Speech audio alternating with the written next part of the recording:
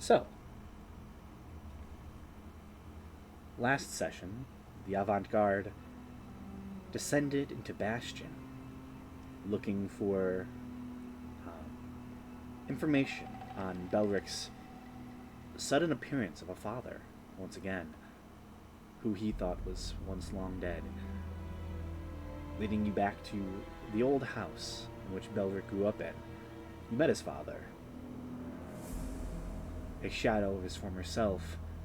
Apparently, his corpse was sent far to the north, to the hag city of Cauldron, where it was reanimated by his wife, who had left the family when Belric was very young, called back into service by a hag.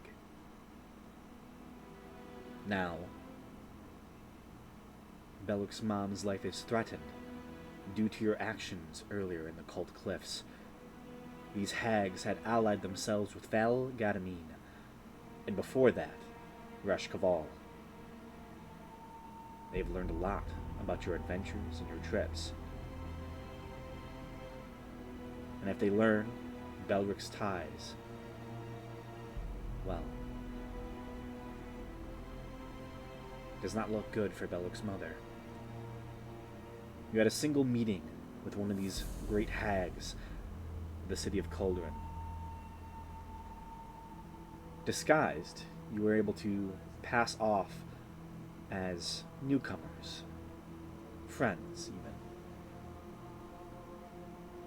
But eventually the hag grew tired of your company and wanted to conduct more of her own business.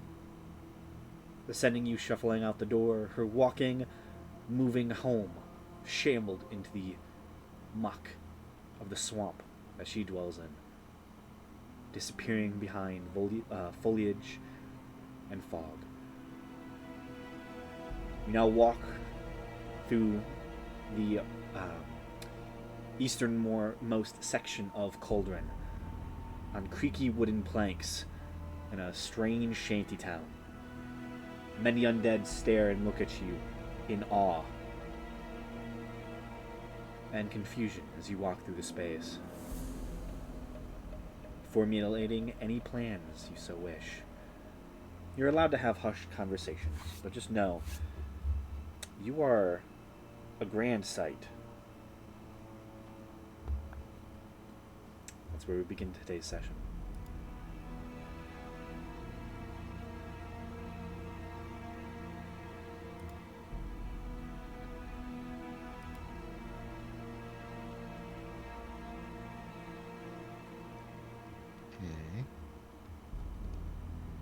Okay. Make sure I got all my stuff open. Okay. Alright, so where are we again? You were walking on wooden planks in kind of a shanty town built above a massive bog on the east side of Cauldron. Okay. Let me just go to this map over here.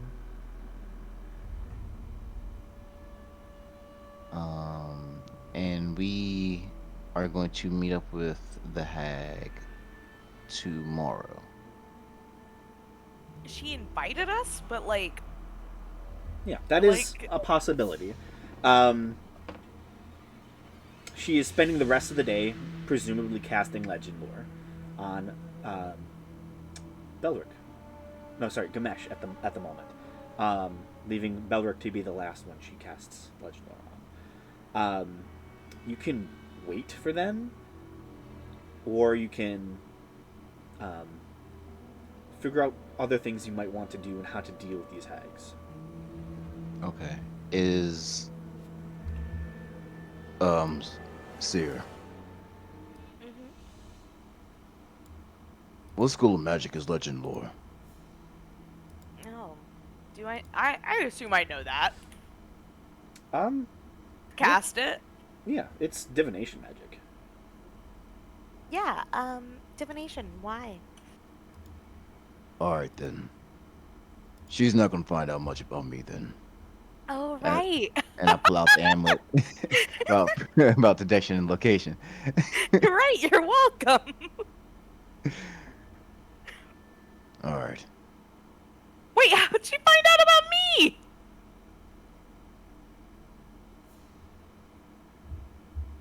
I don't know. Who told her about me? All right.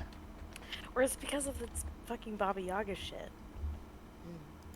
Yeah, so that means she has more tricks up her sleeve than she's showing.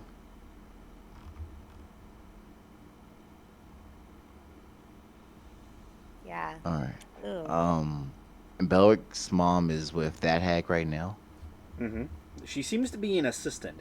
Based on like what you watched, um, she seems to have similar abilities to that of Senti. Seems to be some sort of spore druid, and Okay. creates a concoction that turns the undead that combine with the spores and with whatever concoction this is to make kind of more alive undead that she can still control. Okay. They have a sentience to them. And have we figured out what her deal was? You were not alone long enough. Okay. Cool. All right. All right. But I will say you got the sense that she did not like being a part of that any longer. Understood. All right.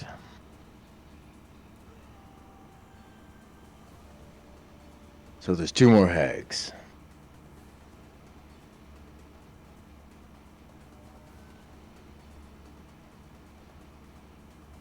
Hmm.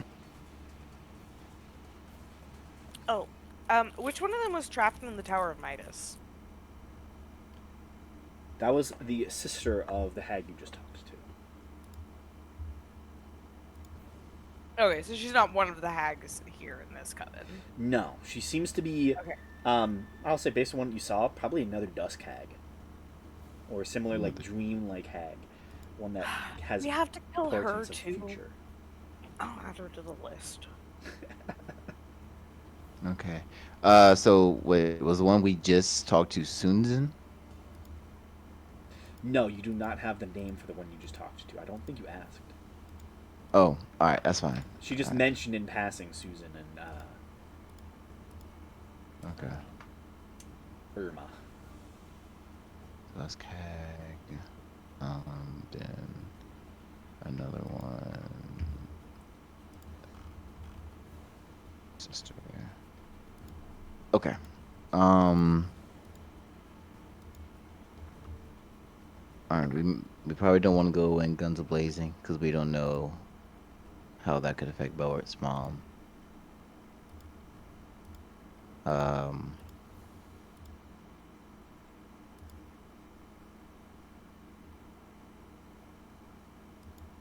All right. We flew into here, didn't we? Mm-hmm. All right. As we approach the city, um, did the environment in the city look the same throughout, or since it's split into three sections, is it like more icy in one area, or is it just It is definitely three very distinct sections. You're right now in like the very swampy eastern side, and it's almost as if like the town is pulled in three directions. There's like a middle section where it seems like a lot of ships and a lot of like natural city effects seem to happen. Like there is a large market square. There's normal inns and stuff, but as you get near the fringes, it pulls into a swampy section. To the north, it pulls up the mountain, and you see all these shacks and buildings, almost like dragged up the mountainside, and they are covered in frost and snow, and it is incredibly icy. And then off to the west, it is kind of like small, isolated mountain homes, built along the hillsides and the like, built into them and around them, and it's very hilly over there. okay? This town is 100% not natural. No town would Oh, grow yeah. like this. Of course, of course. All right. Um.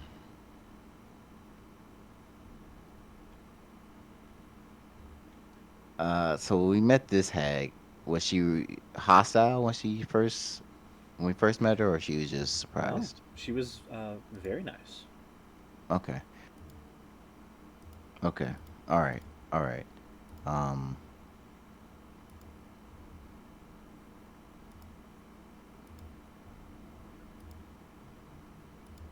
We might want to meet the at least one of the other hags.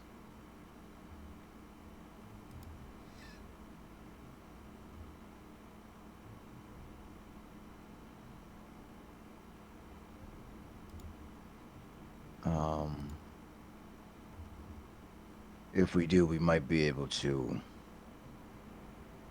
figure out what else might be going on with Beric's mom.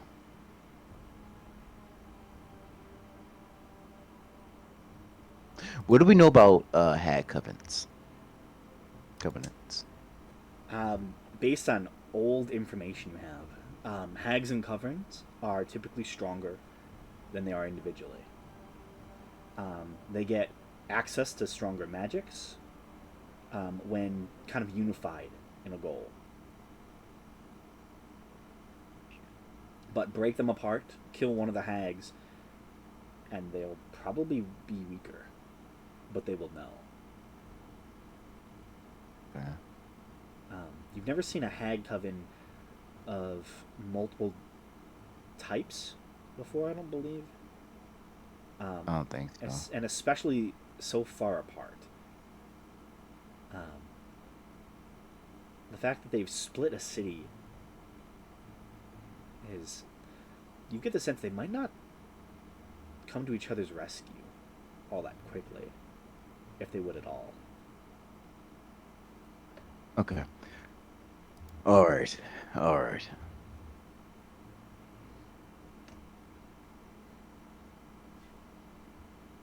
This covenant's already different than the one that we initially saw in Dracum.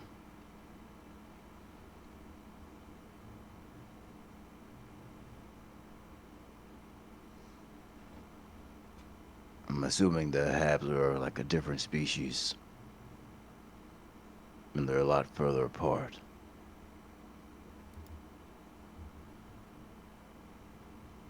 So they may not be the closest together, as in, as fond of each other. So if we're able to meet another one, we might be able to create some infighting.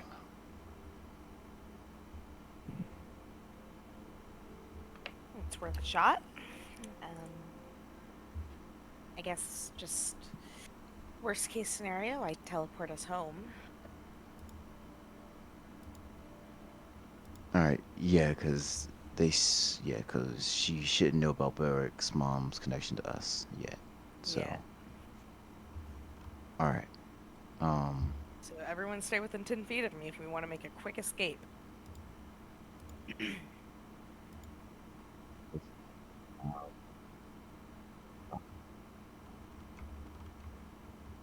any ideas on how to do that? I'm just kind of rattling off ideas. Well, we could just walk into their part of the city. Yeah, no, it's not a matter of getting there. It's a matter of what do we tell them. Well, it's hard because we don't know anything about what their relationship is. Yeah, don't get me wrong. We're going to have to think fast on the We're fly. gonna have to ad-lib it. Yeah. Does Uh, ad-lib exist? Yeah? yeah, Nice. pretty much. No, not ad-lib, Mad-lib. Mad yeah. I'd say yeah. Hey, no, we get ad lib to some A's, yo's. You know, we can ad lib too. We do it all. Every type of lib. Every type of lib you can do. All two types. And if worst comes to worst, you know, power is usually a thing for most creatures. The one we just met seems to be finding ways to gain power that the other ones may not know about.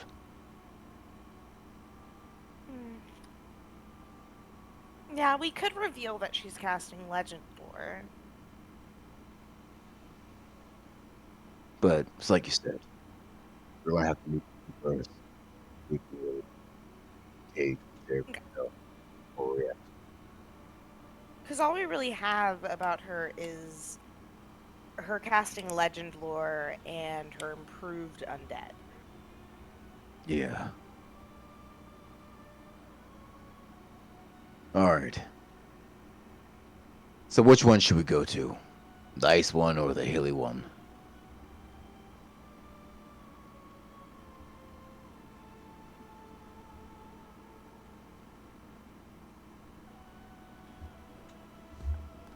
Honestly, I think we might as well just flip a coin. All right. Who wants to fill up the coin? I'll. Yeah, she might just end up being the best in the bunch and have the rest at her mercy. Yeah.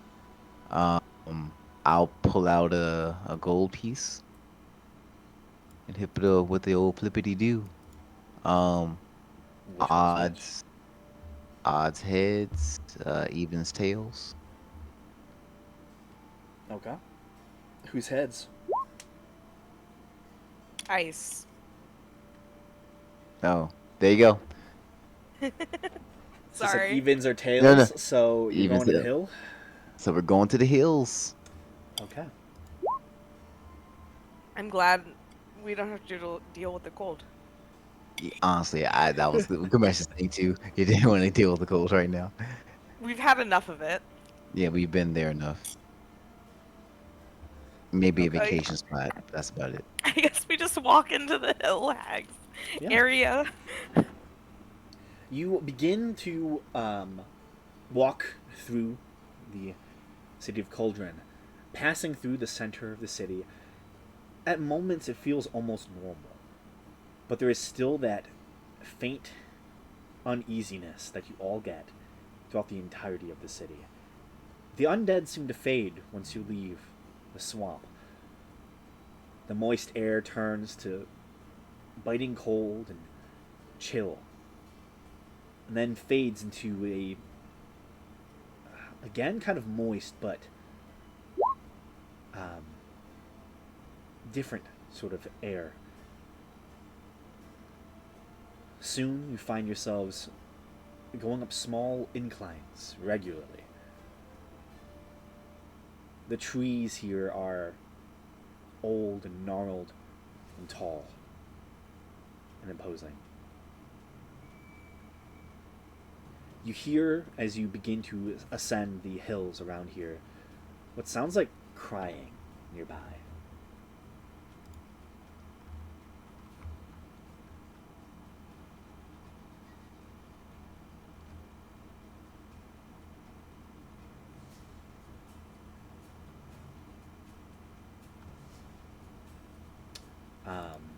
Are any of you looking for the source of it?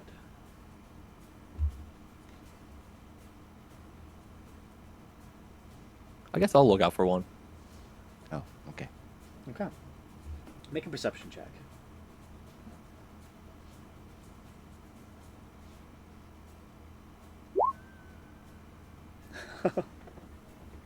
Okay. You hear this distant crying, and it sounds like an adult. You partially turn a corner, and you can see at the top of a couple steps a older woman, maybe in her like mid 40s, is currently down like a side alley, facing down some of these other steps, and she's just weeping into her hands. And you can see a child, maybe 8 or 9 years old, standing in front of her, just like this look of lost, like kind of like slight confusion. And you see the mom's just crying into her hands, and you kind of stop for a moment. The rest of the party notices this and stops with you as well. You see the daughter kind of like wraps her arms around the mother for a moment, and you see the mom does not stop crying. The arms release. This little girl is holding the shoulders of the parent, this weeping woman, and then pushes her, and you just hear as she falls 40 feet down a line of steps, and you see a smile cross the child's face. and you see Oh. she holds a small iron coin in her hand and turns towards all of you. And her smile slightly turns to confusion again. And Belric, you watch her whisper into the coin, "I see them." She turns and runs. Holy shit. That was fucking crazy. You quickly make your way over and look down 40 feet of steps, and you just see a woman with a broken neck and drying tears. Cincy, can you heal her? I don't think. I don't know. That's just I the don't whole think stuff. she should. Cincy said you think the body you missed. I probably. All right. Okay. Before I do anything else, I'm going to cast see invisibility first. That's one thing I'm doing. Okay. And I'm going to peer around to see what's going on, see if anything is happening. I got you. Honestly, Actually, how long does this one last? Let me see. That one's for what's the duration on this one? 1 hour. Yeah, I'll just do see invisibility for now.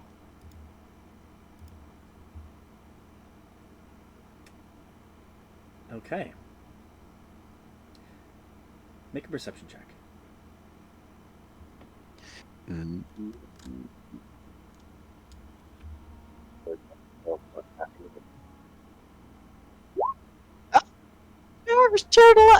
Holy shit.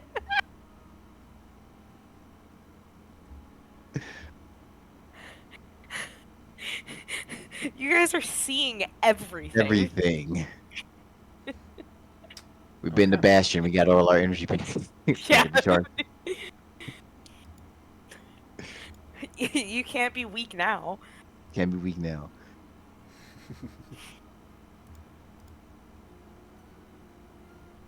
You do spot something, actually. Okay. A small orb is currently circling Faradir. Okay. Um, I will make a mental note of it. But I'm not going to draw any attention to it. okay.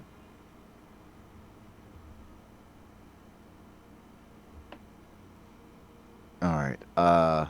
And the mother is still crying. Is she alive still? No. Oh, she's dead. Oh, 'cause you She's said she was going. absolutely dead. Oh, you said she was crying still, so I thought she was No, still alive. I said she. All you see is a broken neck and drying tears. Oh, and drying tears. Yes. Okay. She is Oh. dead. Could you imagine? Oh my. We cast Revivify. Oof. This is commoner HP. It's commoner HP. Didn't stand a Alright. chance. She sees, and she looked at, and the child looked at us and said, "I see them." Yeah. Yeah. And then there's an orb around Faradir. Okay. So yeah, I don't think that we should heal this lady. Yeah, no, never mind. I thought, yeah, like I said, that was my bad. I got you. Okay, you thought she still had a chance. Can you? Yeah, I thought, yeah. I guess you can, Cincy. Have at it. I'm going to turn away so I don't have to look at what's happening. And I'm going to just slowly walk up the steps so I don't have to look at it either. Yeah. I have no problem with it morally, but I don't like that we're doing this in a hag's territory. It's just the fact that like she just died. It's like, damn, she just had I her don't care child about kill her, and that. then we. No, but it's like, yo, her child just killed her. I You know, Listen. of all circumstances, you know, this is a pretty bad one. mean, sometimes children kill their parents, okay? Yeah, but this is like a. Happens sometimes. Yeah, but this is like a kid. Now, I can understand it was like a grown adult, but this is like, nah. Mom didn't cut my crusts off my sandwiches. She has to go. That's what this is. So Mom is crying. Time to kill her. She's too weak. Okay, go ahead, Graham. so Sorry. Senti, you raise the body, spread the little spores.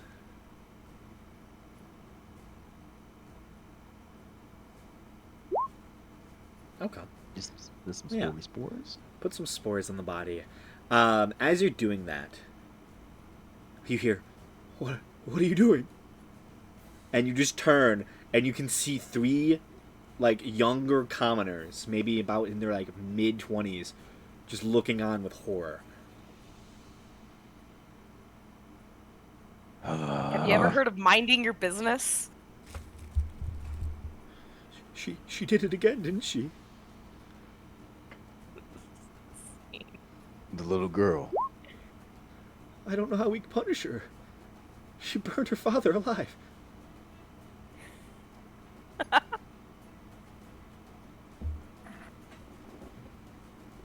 All right, you have a menace. Okay. Where does she live?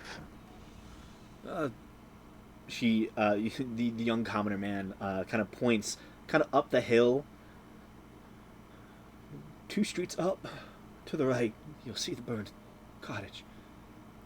You see another one goes, Cody's being the same way. I heard him disrespecting his father. What is this town turning to? Is it all the children? Just a couple of them. Every couple months. Some of them just turn. And, how long has this been going on? You see, they kind of all look at each other. I remember...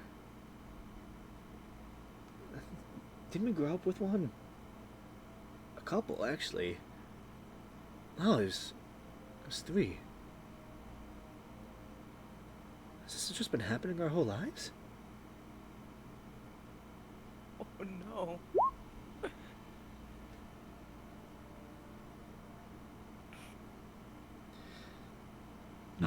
They look about in confusion. And then you see one rear up in pain. He's, my head! And you hear like this dullest of thuds. And you see a rock just tumble onto the ground. And you see from the back alley a small ginger boy smile, talking to a coin, and then run. Let's get him. Okay. And they turn and all 3 of those guys Oh. just chase after him. Well, They're gonna get Um, themselves killed, that's for sure. yeah, I'm really not above killing children. Oh my god. As they're running through the alleys and streets, they disappear from view, but you hear a distant voice yelling, "Let's burn the child!" Oh god. See, are these your people? Listen, I said I'm not above it. I didn't say I enjoyed it or that I wanted to do it. These Oh, children no. are threatening us. Seer, you've researched Yes. hags before, correct? I have. Well, I think so. Make a history God, I've check researched so many things. with advantage. Okay. Supposedly, I read one of my mom's books about hags because I knew so much about them. Oh, nice. I read one single book once. 26. Okay. You were reminded of stories of hill-dwelling hags who give out iron coins, iron tokens taken from the hag's own body to children who act out due to the gentle guidance of the hag in the vicinity. These children start off small, breaking things, wandering without permission, but eventually they graduate to pushing people downstairs, setting houses on fire, and eventually a child's terrified family or community has to face a painful decision of what to do with a seemingly remorseless child. They are corruptive, these Annis hags.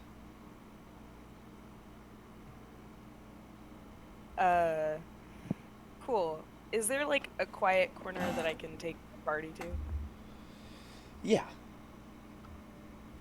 Okay. I don't want to trouble these commoners any more than they already have been.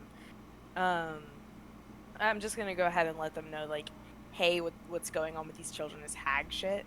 So we may not want to get involved if we're looking to get this hag favorable to us. Oh, I know. And I'll also explain the whole, like, iron coin thing.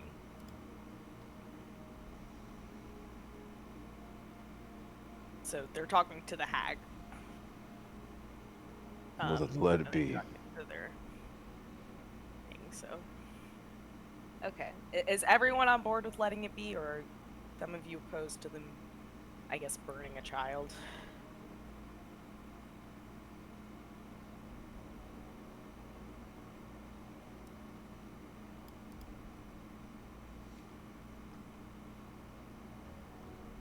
Yeah, I think I can leave it be for now. We at least need to talk to her first. Yeah. And you know what? If we can't cause infighting that's sufficient enough to save us, eventually they'll be free anyways.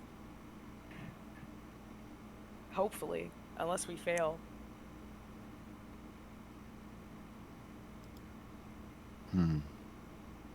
I step closer to Seer. I'm gonna whisper in her ear.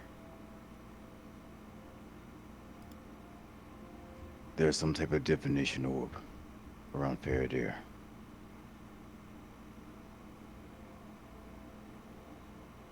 I don't know how long it's been there.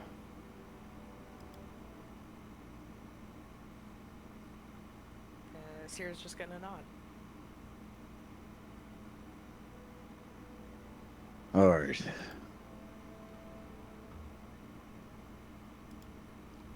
Where would a hag typically make her residence?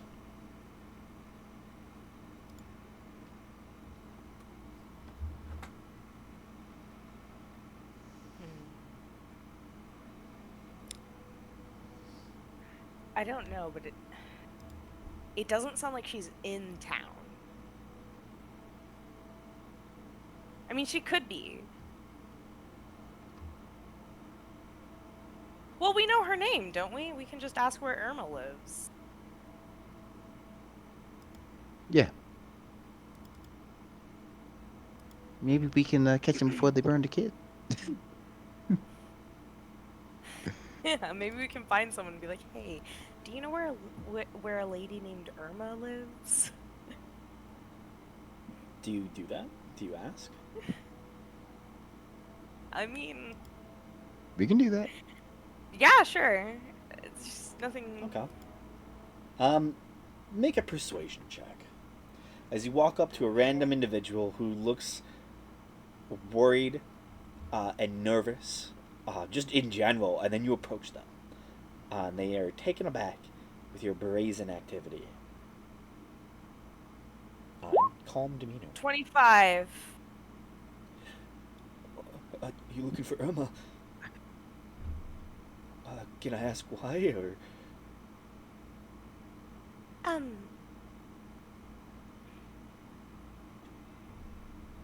We're new to the area, and we figured we should say hi. Oh, well, you really don't find her, she finds you most of the time. But if she wanted to... He stops speaking, and you just hear this eerie... as a door opens, and you all look, and you see a solid stone wall now suddenly has a door that is opened and is just brushed open. Gotta go. And he turns and runs. Just hastily makes his exit as you're just suddenly standing in front of a door. Oh. That seems like an invitation, doesn't it? Seems she wants us, seems she found us after all. Yes. Do you walk in? I indeed do walk in.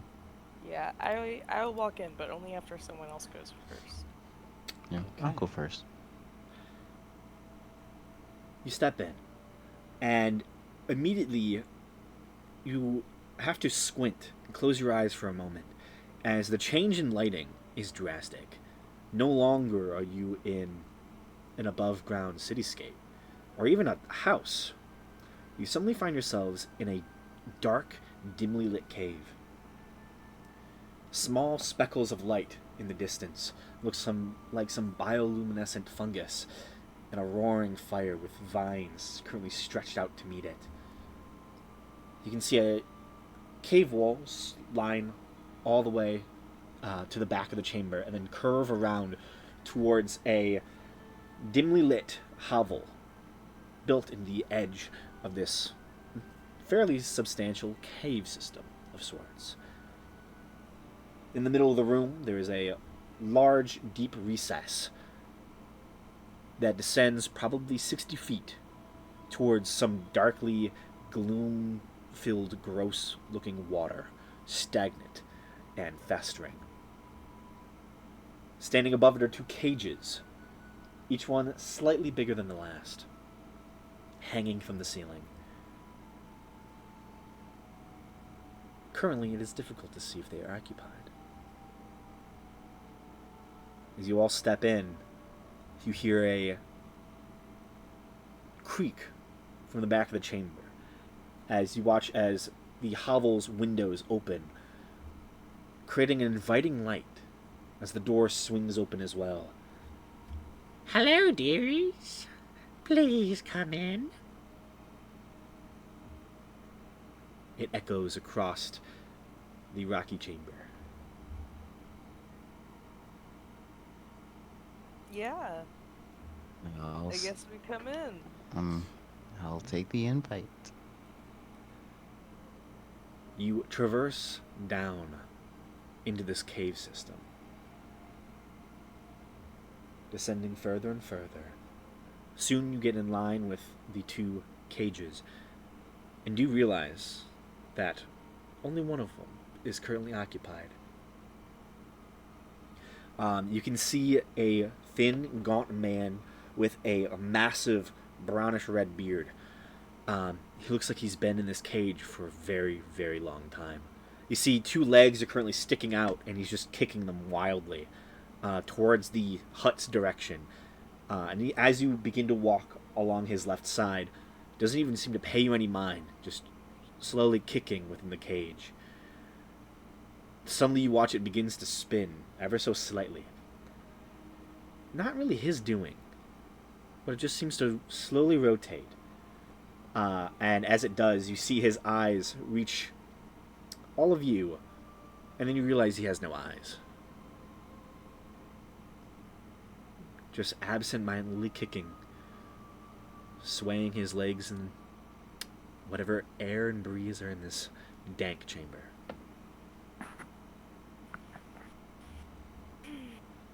You have really put some thought into this. I love it. Okay. Gamesh is gonna try not to look disturbed as he just keeps walking. Yeah. You all approach the hut. The windows open, the door agape, And upon walking into its entranceway, staring in, it's hard to see in the change of light again, but you see a figure currently resting on looks to be a large rocking chair. You can see dark black hair kind of drapes down along the side. You immediately all feel this cold feeling come over you as you just stand in the doorway. Come in, come in. Have a seat.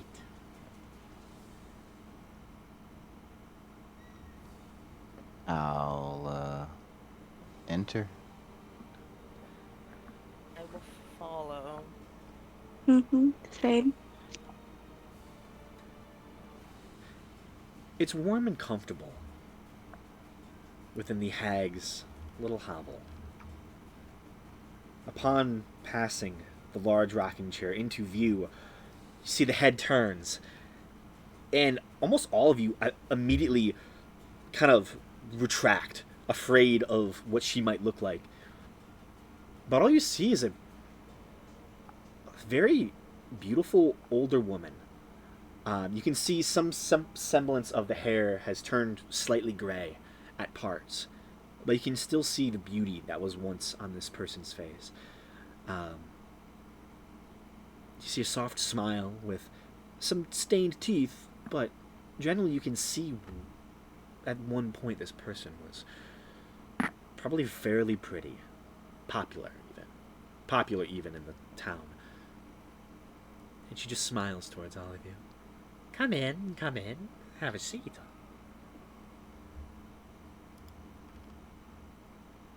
You see she holds a small coin in her hand and speaks into it. Good job, dearie. I'll talk to you soon. Tucks it away in her cloak.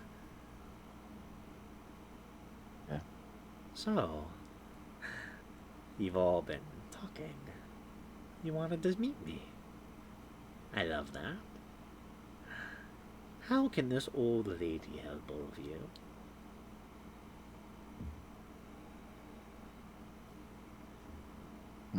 Alright, before I begin to say anything, I'll look around at the group, just scanning over everybody. Is that orb still around Faradir? In this room, no. No. Okay.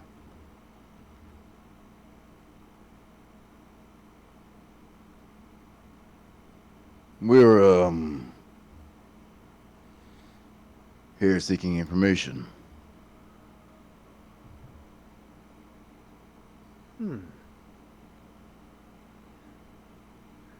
Usually those seeking information from me are much younger. But I'll play along. What can I do for you?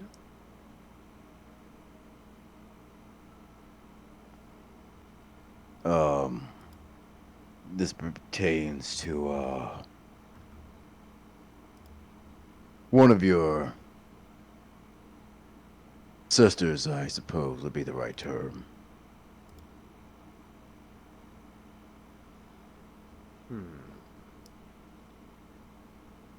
Speak wisely.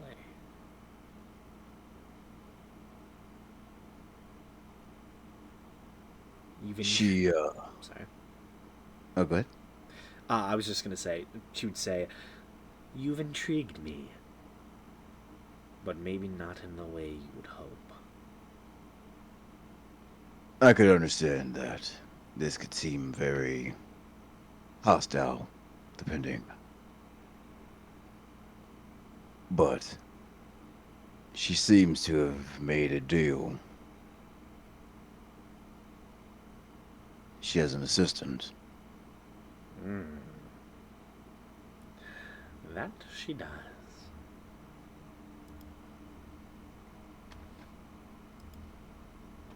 We would like to find a way to absolve that deal if possible.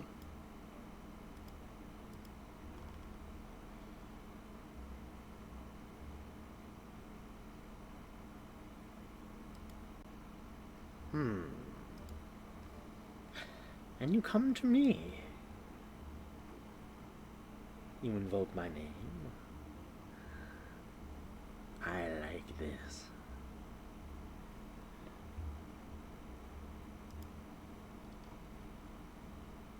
Figured you would.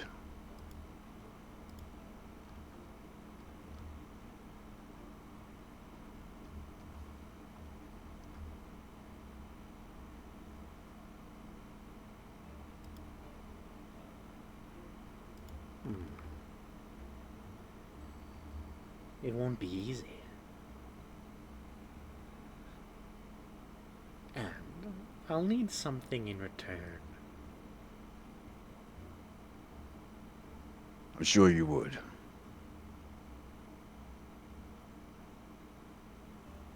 So please, offers.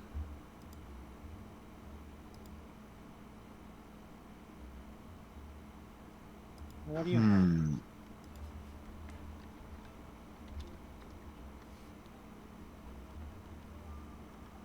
What do I have to offer?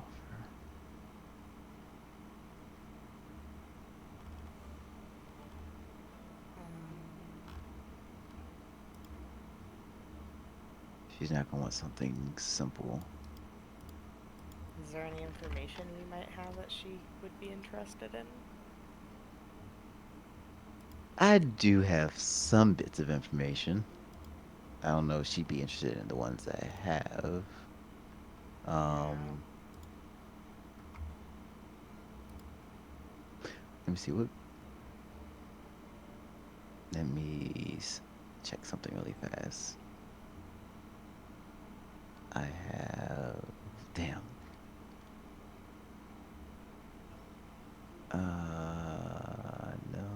No. Where is it? All these dang notes. Do we have any magic items? I'm about to throw one out there. Do you don't know of the Books of Chaos?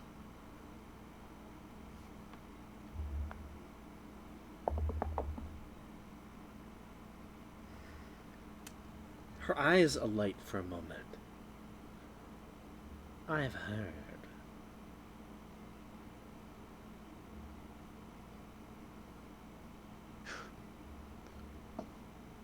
Wonderful. What if, for your assistance, I could trade you one of the books that I have in my possession?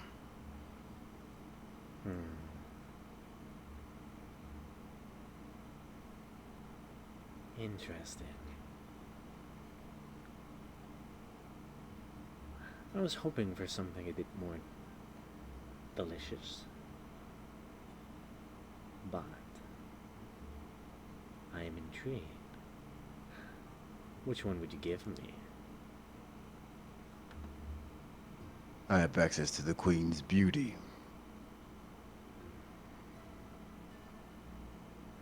You see her mouth kind of goes agape. Are you saying I'm not pretty? And you watch her visage shift for a moment as she lets go her disguise for but a moment, and you can see a version of her true self, which I will showcase to all of you. Okay. Ooh. We would never say that. True beauty shines from the inside. Who the fuck just walked up to my front door? Oh my. Oh, it's the Amazon guy. We love Amazon. Graham's getting really meta with these with the RP. The door just swings open. Hi, Derry. Killed.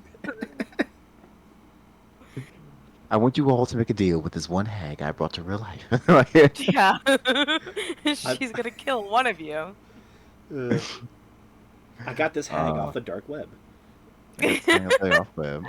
She said she could really take our D&D session to the next level. Yeah. I asked an Etsy witch to cast a spell. Oh, got more than I bargained for. But Oh no, Seinfeld theme. I made a mistake. Isildur was real now. oh no. Oh no!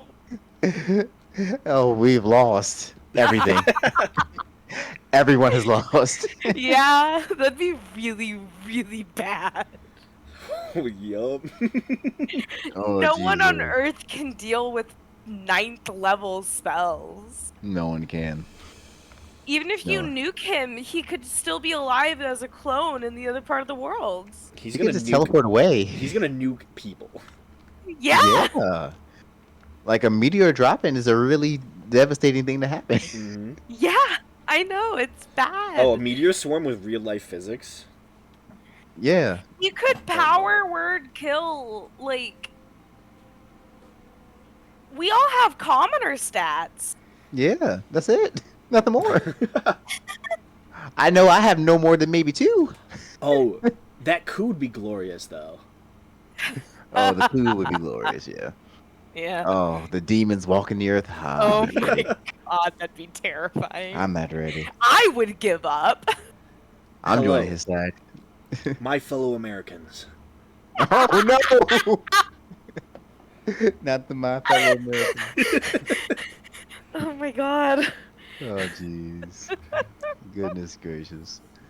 Okay. Okay, back to the hag. Back to the hag. Okay. Shit. All right. So she showed her visage. They say true beauty comes from the inside. So Oh, you're I gotta get to know you.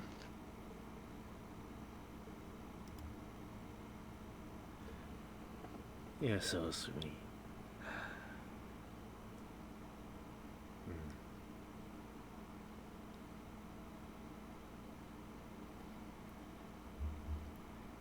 I'll help. But for more than just the book. What else do you have in mind? Well, what do you take pride in?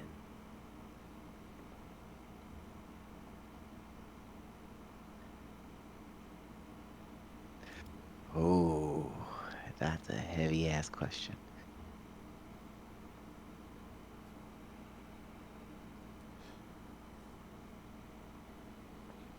Oh, jeez.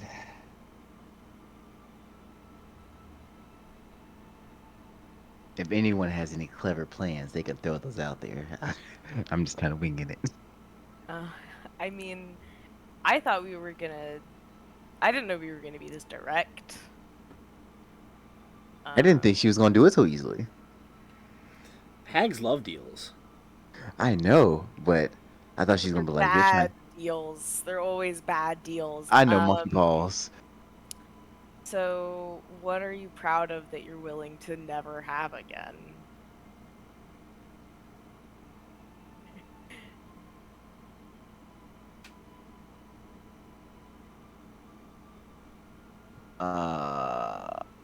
Shit.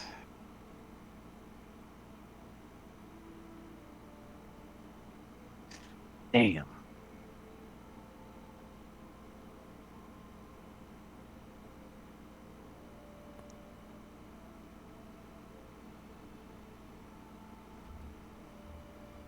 All right.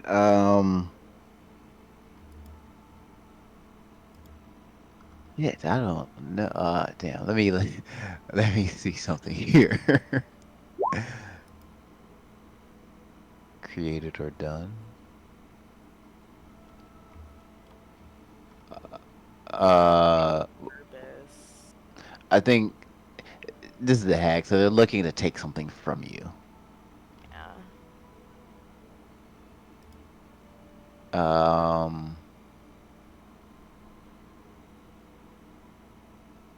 I don't know, man. That's a tough one. Like I have answers, but I do gotta be careful about what I say, because hags will Yeah. strip it from you in the very The second you. yeah.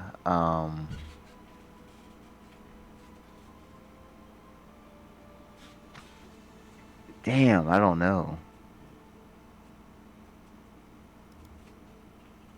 Doesn't have to be just you. If any of you want to give up something to this hag in return for a deal that is also favorable. Yeah. I'm thinking. I don't really have much. Otherwise, What is the living crystal summon? What is that? I believe that is a crystal that can summon a minotaur. Okay, thank you. A What? crystalline minotaur that can help you. Where do you see that at? It's in my inventory. Oh, There's a lot in her inventory. I have a lot of things. I'm Mhm. sure there is. I also have Opal of the Eldrune. Who the fuck has a holy greatsword?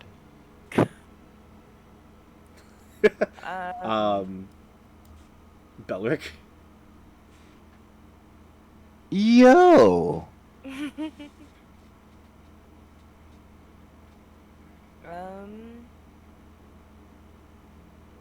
the fuck, Belric? Goddamn. Oh, I Would didn't know I had she- that.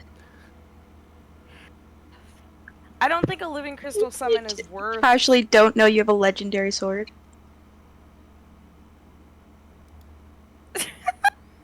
Right. I believe I was it's look- not easy for him to use, though. Oh, Let I was me- like, yo, I saw 6d8 radiant damage on hit. I was like, damn. Let me go back and find it. All right, they're good. That gives us time to think. Yeah, if wielded by a creature with a different alignment than the angel's creator, on a critical failure, the weapon fuses to their body, triggering a horrific transformation. They transform into the original angel. Oh, okay. Do we just not know the alignment of who made it? That Holy Great Sword was presumably made by the god of war. Okay, that makes sense.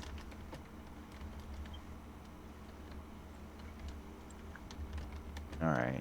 I can't think of some things Sierra would be willing to give up. Yeah, there's so many things, but Yeah, unless Belric is true neutral. yes, who is true neutral? I, You. I can't really make use of it too well though. Don't you have also some other pieces of the solar?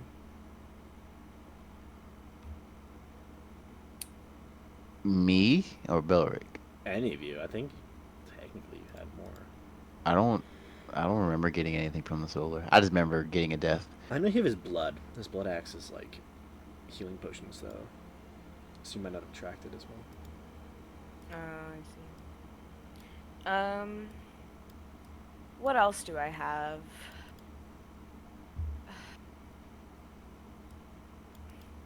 I have 7 sparkly rocks. They're Mhm. I mean, you important. could negate your friendship with her. Sacrifice the rocks for, you know. Negate my friendship. Oh, I have a painting of me by. I have. Thera made a painting of me reading. I could sacrifice that. You could. I could sacrifice my friendship with Thera, however Mhm. shallow it may be. However shallow it may be. Damn. Hey, Yeah. that's a deeper relationship than most people get. Honestly. Yeah, that'd be interesting. The The hag would salivate at that. I'll do that. Yeah. Yeah? Yeah. Oh. Okay. Okay, dear. She holds her hands out. I hand her the painting Thera made. Okay. Her eyes glow for a moment with greenish energy. You suddenly watch as the entire chamber begins to slightly shake.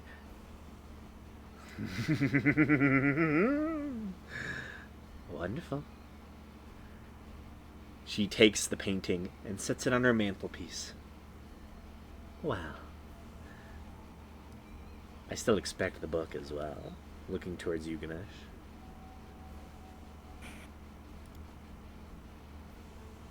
As I just look at her, I'll just throw my hand up towards one of the walls. I'll cast Dimension Door. Demiplane.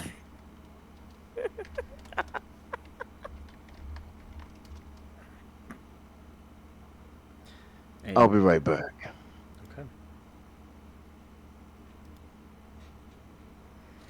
Yep, I'll head go into your and get- demiplane. It's in the same Mm. demiplane as the other two. as the other ones, yeah. Yeah. I got all of them in the same one. Yep. While I'm in there, I'll grab the Queen's Beauty. Now, as I go in, I'm closing the door behind me too. Okay. Fair enough. So, yeah, then I'll get the book. Okay.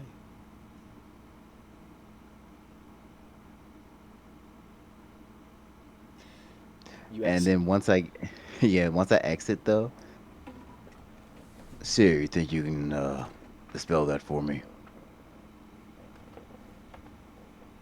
Yeah, and yes. Just why would you use my real name? But yes. I'm sorry.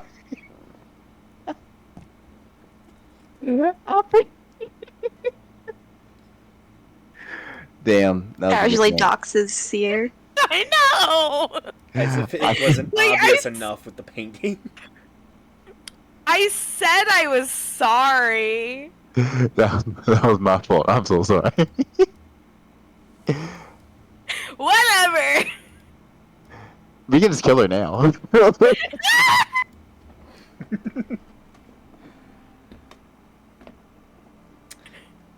You hand her the book. I dispel this fucking dimension door. Okay. What level you cast Dispel Magic at? I can only cast it at 3rd level, so I have to roll for it. Okay. It's just my intelligence modifier, right? What is it? I forgot. Yeah, it's D20 plus your intelligence. The DC is 17. Okay. Oh Do lord. it.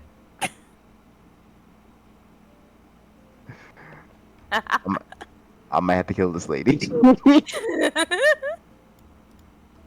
Can you not shut it? it stays open for an hour. Can anyone else cast Dispel Magic? Yep, I can. So I guess I'll Yeah, do it too. I definitely Just can. Just do it until it's gone. About it. Faradir has Fireball. Does that work? No. Unfortunate. That's basically Dispel Magic. Elric. Oh my Oh, gosh. no! Again. Okay, I'll do it again. Oh my gosh. Okay. There we go. Yeah. Fucking. Yep, that'll do it. Yeah, it takes a couple tries, and the hag just watches this happen. Just smiling in her, like, older, kind of, like, aged beauty form. Sorry, this is Not her strong suit. normally I have more time. Wonderful.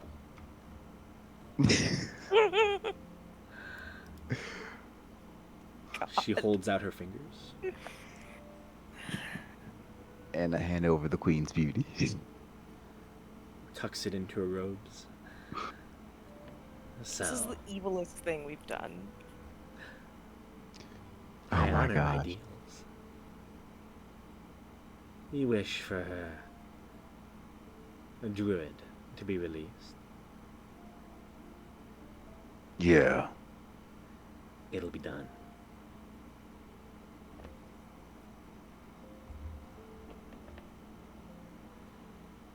and not a hair harmed on anyone's head.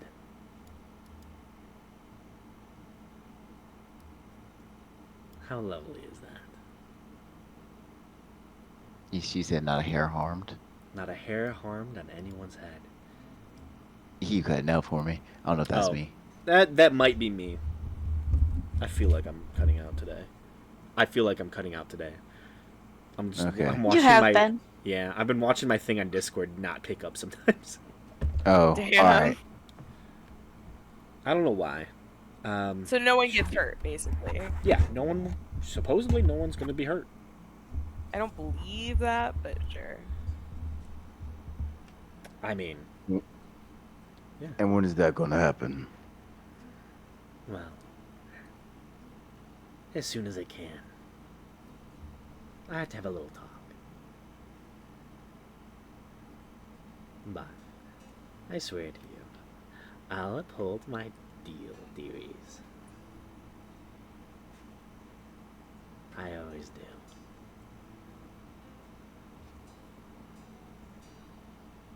Alright then. I guess I'll leave it at your word. You hear door. Hags known for being true to their word. You hear the door open behind you, and you turn and look, and you see the city street, just on the outside of the hag's little hut. Oh. Okay. Can we leave now? Door is open. Yeah, I'm leaving. Okay. Also, what is it like after I sacrificed the painting? Nothing. Okay. Yeah. Do I still remember Thera? Yeah. Okay. Thera just died, that's all. Oh The- man. The memories aren't as fond as you remember. Okay. You have like a gut like annoyance. Like, you know, when she made those two guards fall asleep, there's like a tinge of like, why did she do that? Like in the back of your mind. And strangely you almost see like the moments that you've had with her, like talking to her when she gave you the rocks. Rocks are gone. But like those moments where you've been talking to her, there's a scowl on her face when she looks towards you, see her. Love that. Okay.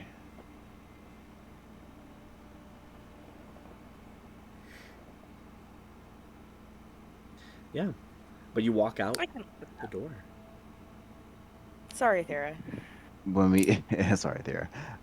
She'll literally never know unless you choose to see her again. Yeah, right, never know. I need to talk to you, Laura. Ooh. Me? Yeah. I don't wanna. I I don't like the way that sounds. What do you mean? I just need to talk to you privately. Oh no. There. Can I drag you into secrets real fast? Yeah. Thea's coming back as a villain. Oh my Confirmed. god. Yeah. Confirmed. I fear.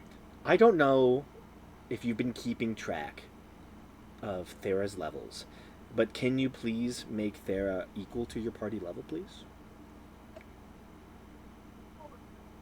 Yeah.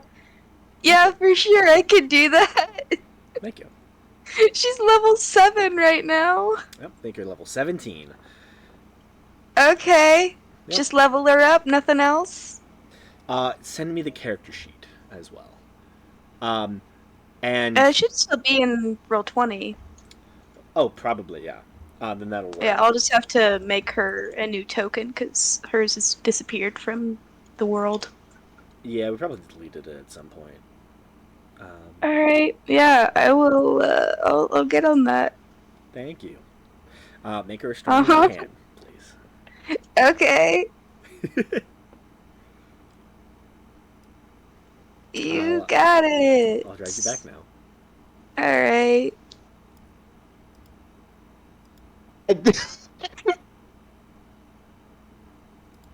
Oh no.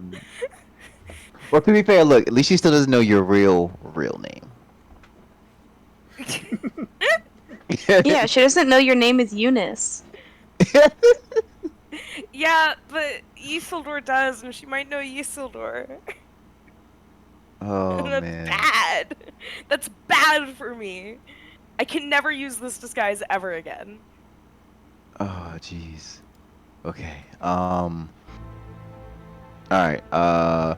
When we get out of wherever, when we walk through the doorway, Yeah. is the orb still around Faradir? Did it come back? No, it does not come back. All right.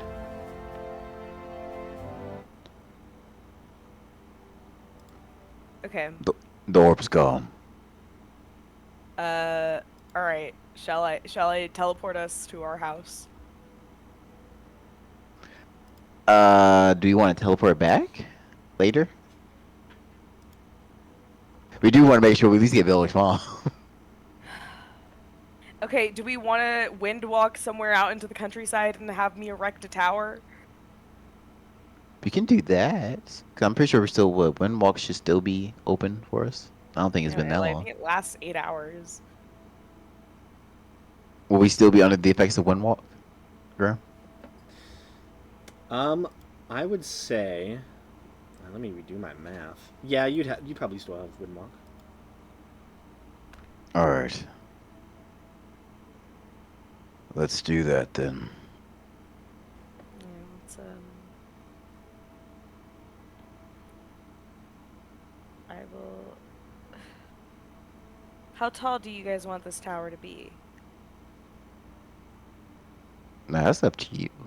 I can make it 9 levels tall. You can. Like I said, it's up to you. However much space you think we need. Okay, actually, Graham, here's a question. It's a pretty like mountainous area around here, right? Like lots of hills and stuff. Yes. How many stories tall could the building be before it starts to like go up above the surrounding hills? Ooh, good question. The pretty big hills. You could probably have like a 6-story house. Okay. I'll make a 5-story house. Okay. Just to be on the safe side. So that's gonna be 4 bedrooms and a bath area. Okay.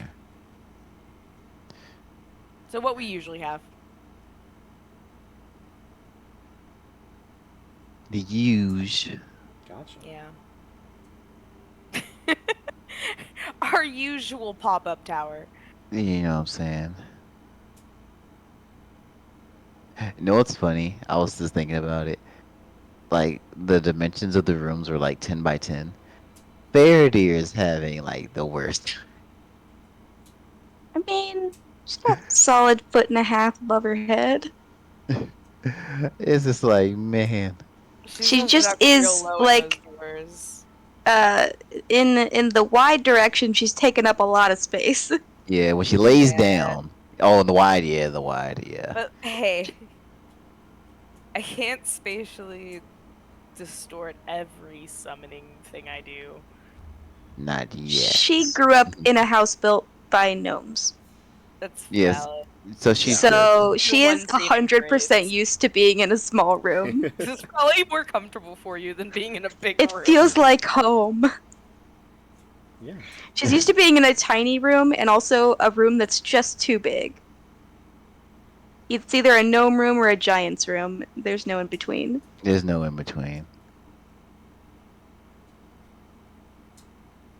Okay. Yeah. Alright. Then I guess. All right, Belric. I guess tomorrow we'll just meet with the first hag and see how things go. Or first, I cast sending to Belric's mom to see how things are going. Another option. Because that hag could figure out that it's us in these disguises. True.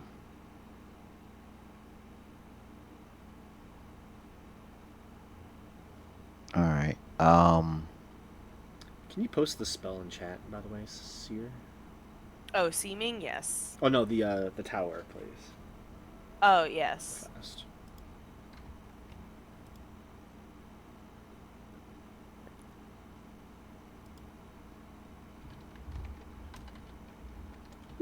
This.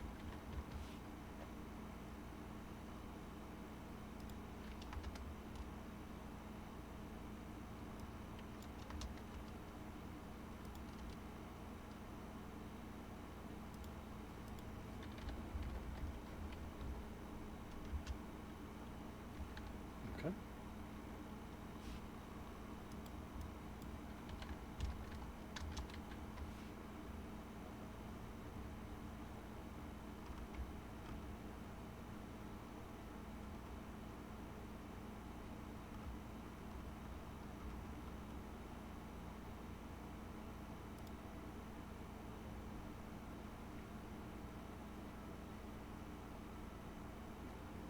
Thank you.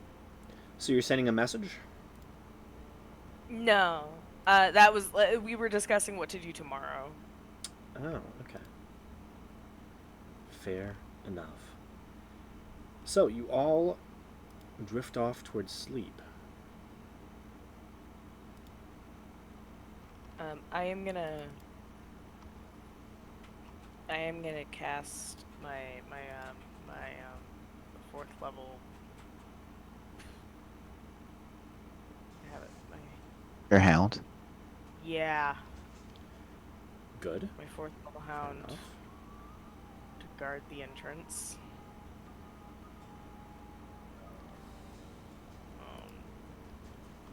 Fair enough.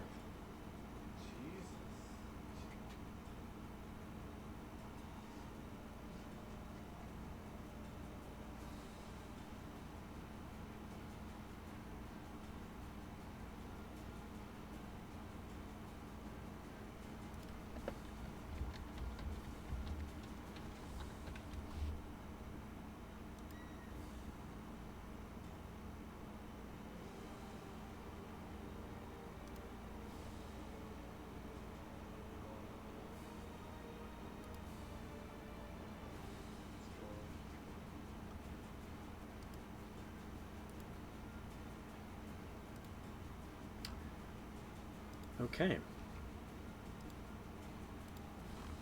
So you cast the spell, summon the guard dog, and you all are just falling asleep. I I guess mean, so. I'll probably do at least a watch, even if no one else does. Okay. I'll do like a really early morning, so like the last watch, third. Gotcha.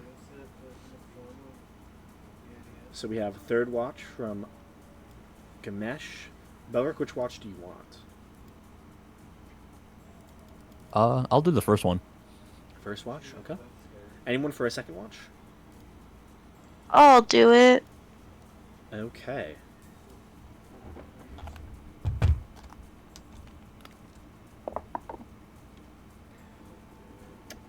Can I have perception check from first watch?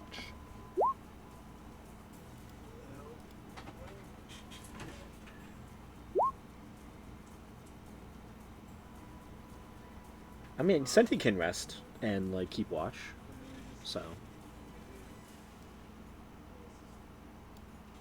whichever you wish to be at, I assume.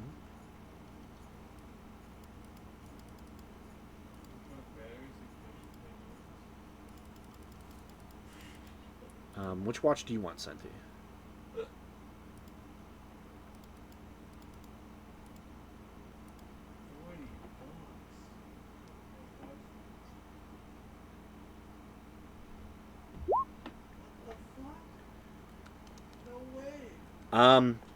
It is dark. You don't have night vision, do you? Dark vision? Nope. Yeah, so roll me a perception check with disadvantage.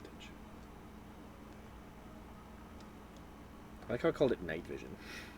I was about to say, yeah. I Got that good old night vision. I somehow got on like night vision TikTok. One of my friends in real life has a pair, and I've been just sending him videos of it. Nice, nice. 15. Okay. First watch goes smoothly. There is very little sound. It's a calm, clear night, right up until the end. As you're kind of ending your first watch, Senti, just haphazardly, you begin to notice dark clouds suddenly fill the space. Second watch, perception checks.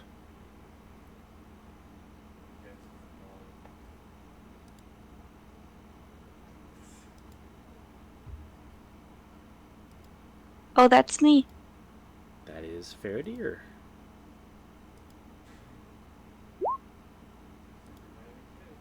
$26. For the most part, your watch is smooth.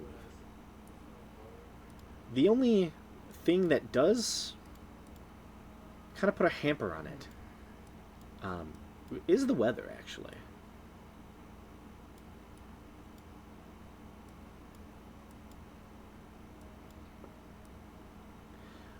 As you do note, dark storm clouds suddenly blow in with an icy cold winter breeze. And very quickly, near the end of your watch, a heavy snowfall begins to set in. It covers all the windowsills and with large packs of almost snowball-making snow, light and fluffy, but the wind is bitter and chilly, and every so often you get gusts that just bring swirling snow into the tower, kind of hampering a rest. I mean, feels great to Faradir. It's still very cold.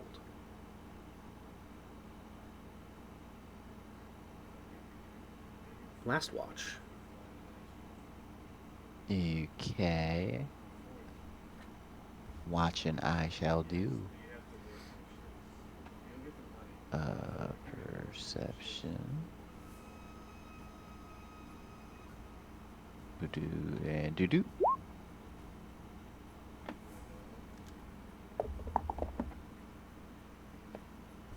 Okay.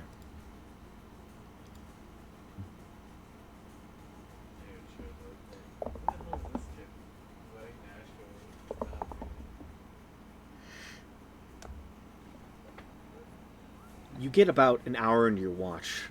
The storm, this blizzard that batters the tower from every entrance, every windowsill is almost blown open consistently. The storm is intense, powerful. And you grow worried, and then you hear it. As the dog goes off, Seer. And Ganesh, you hear a cackling on the wind. Okay.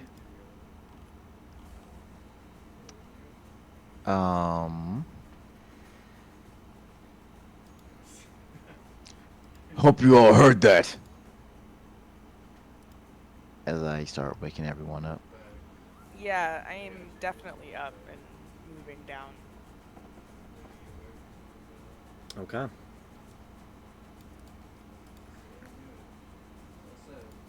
So, let's get you going on this map. Ooh.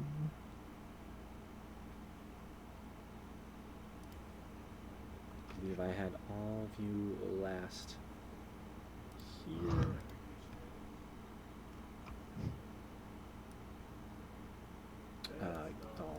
Yusuf back to her NPC sheet.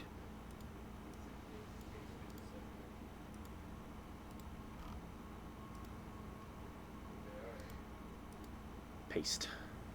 This might be a little big. Let me look at the spell.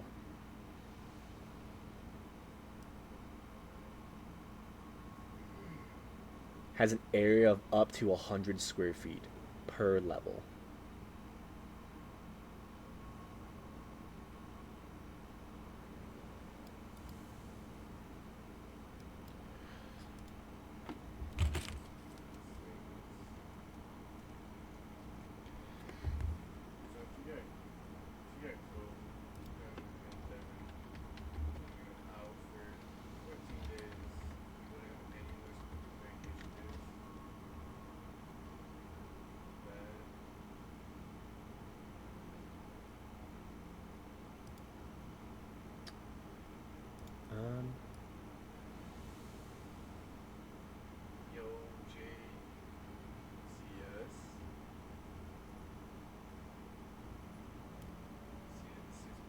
That seems greatly small.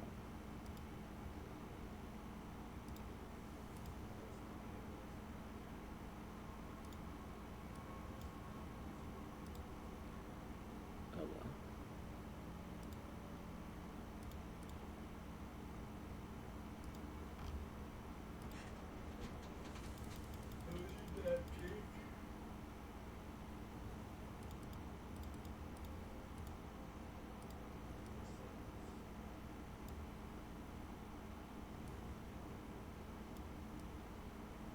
Oh, why did I make it bigger?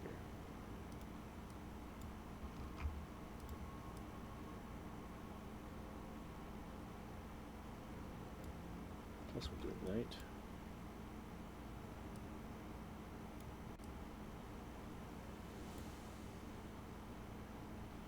Much better.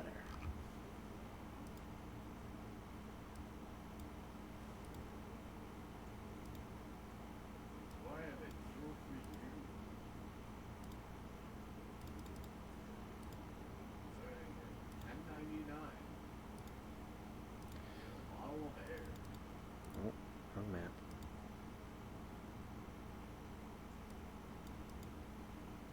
Okay. Orient yourselves on the tower, wherever you wish. Okay. Are they like left to right? 1, 2, 3.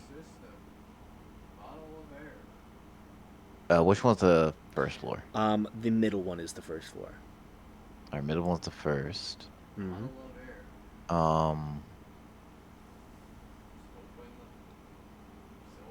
Then Then I would say, we'll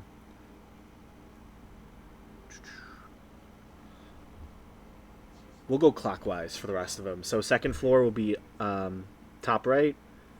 Then middle right is third, fourth, fifth, sixth. No, it's only 5.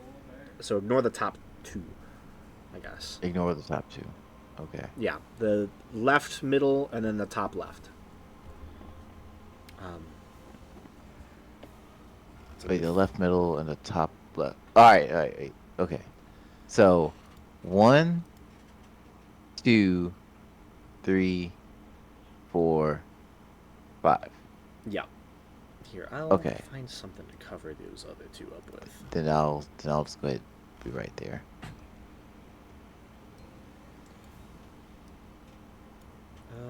Oh, that doesn't look good.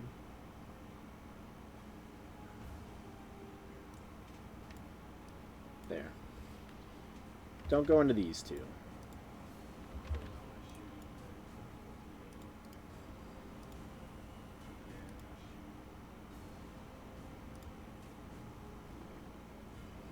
If you could see them. There. Any of the other floors will work. And pretend they're all bedrooms, as I'm sure Seer would have made them all. Seer, you placed your hounds on the first floor, correct? Yes. Also, the bottom floor is like a washroom, not a bedroom. Fair enough. That is the washroom then. Sorry, what are the black circles again? Those floors don't exist. Oh, okay. This is just Theater made doesn't for a exist. 7. Yeah, this is. This yeah, that is the top floor.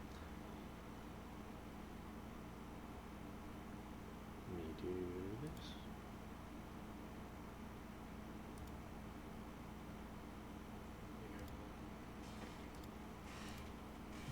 Yeah, this is just a random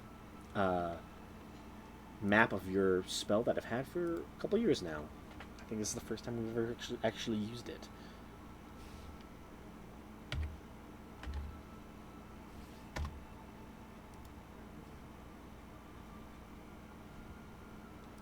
Definitely needs to be like bigger than that. Too big.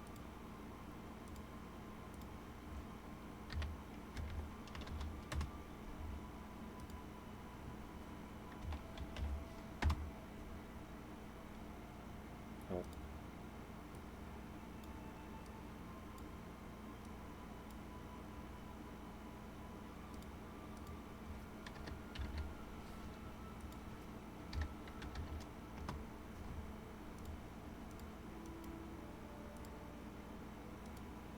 Perfect. Look at this map. Put it right on top of Fair Deer.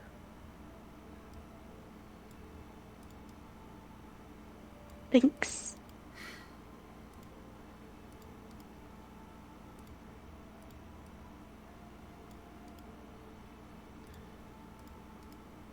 Do you need tokens for your dogs, Seer?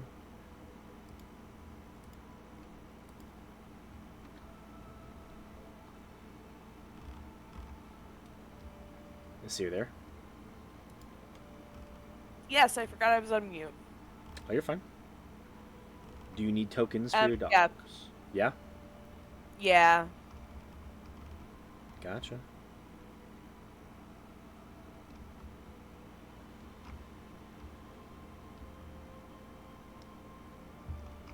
I wish they had a cool art for them.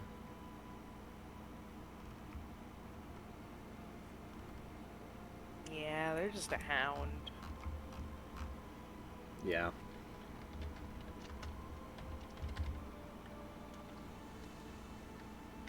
Let me find a good image of those. Oh, they're just good boys. Yeah.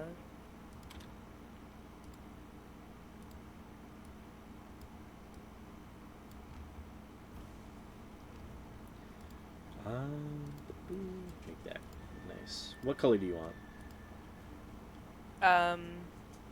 Doesn't really matter to me. Purple? Sure. I also don't know what color color options there are. Just colors. Any color. Purple works. Sweet.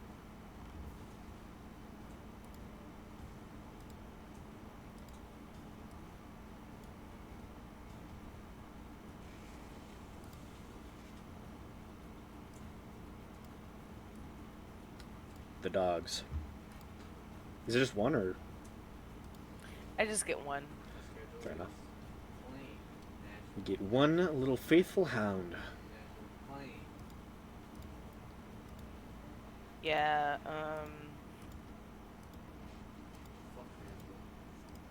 here it is.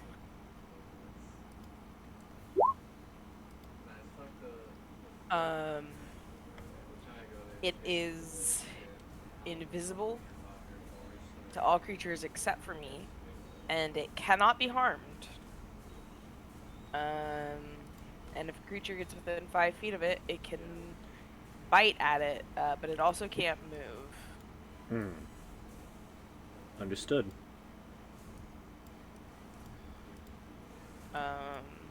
It ignores illusions and can see invisible creatures and also into the ethereal plane.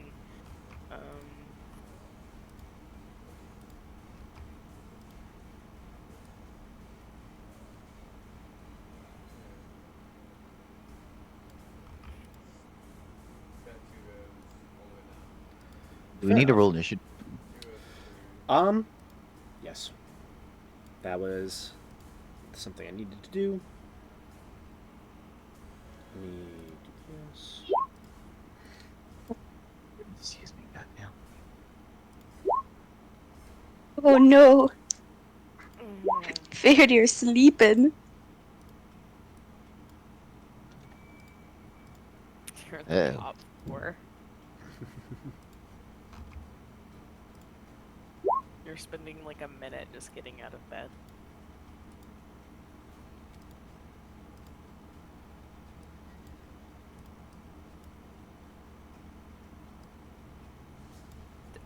Does my dog go? It's just On when my they. turn? It's whenever they get. You can't move him, right? No. I'd say no. Oh, It's just okay, whenever at they. the start of each of your turns, Oh. the hound can attempt to bite a creature. Within Otherwise, 5 it feet just of it. barks. Within 5 feet of it. Yeah, yeah, within 5 feet of it. It can't move. Fair It's just enough. like at the start of my Is this- turns. is if this where a you would creature want is your within dog? 5 feet. Probably, yeah. Okay. So it can like sense creatures outside the door. Coming up. Understood.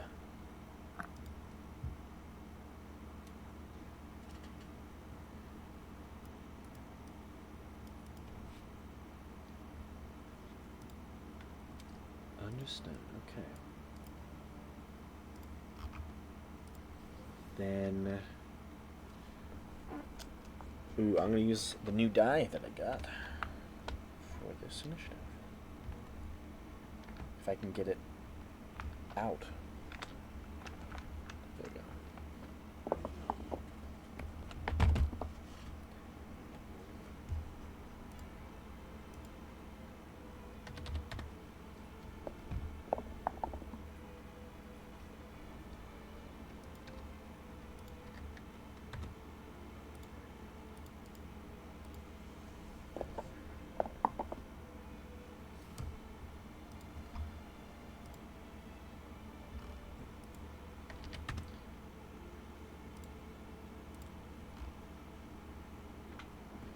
Okay.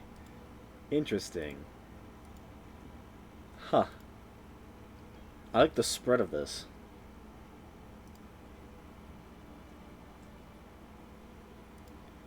It's an oh. It's an interesting initiative spread for sure.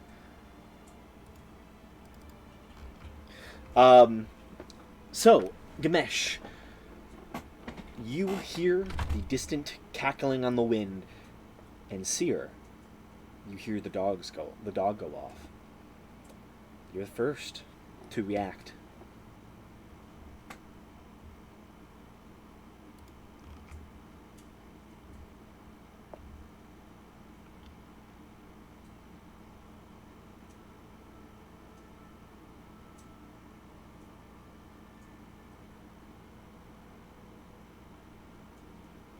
Seer?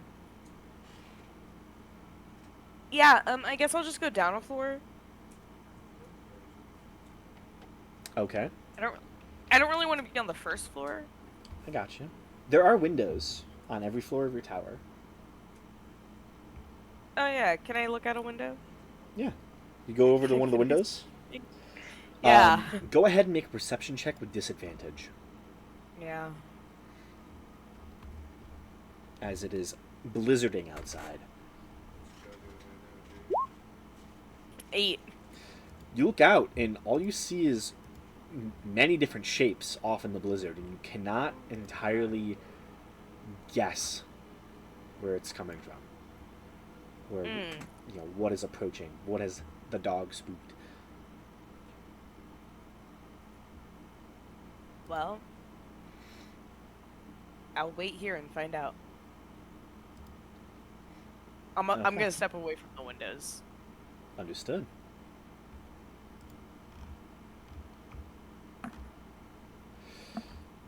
That's all for me for now. I understand.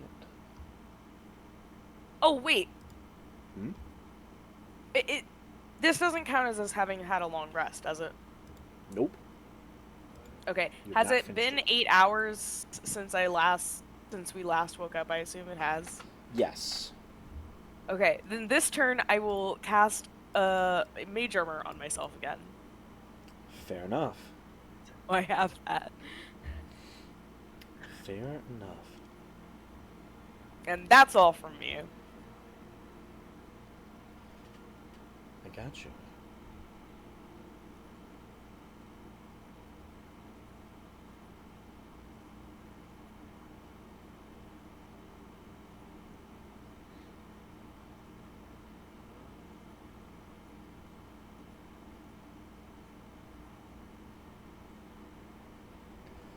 Okay.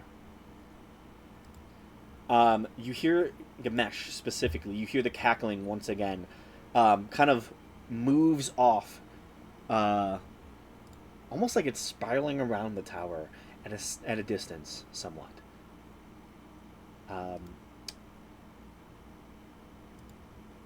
Okay.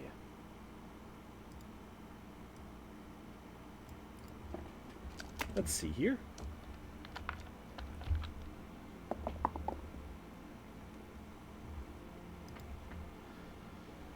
There is a sudden and loud boom up against the front door to the tower. You hear like something is beating on it, attempting to get in. Senti, you're currently at the bottom floor, correct? Okay. You watch as a heavy claw pierces into the wood and begins to rip it open. And yeah. Using both of its claw attacks, you see an entity pulls the door open and steps inside. What you see outside is an array of entities of extreme, disgusting proportions.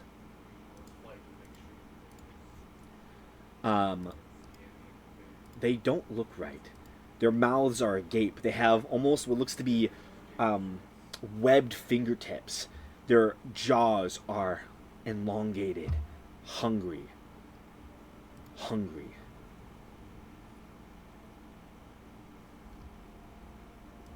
And yeah, if you want to know what they look like, this is what they look like.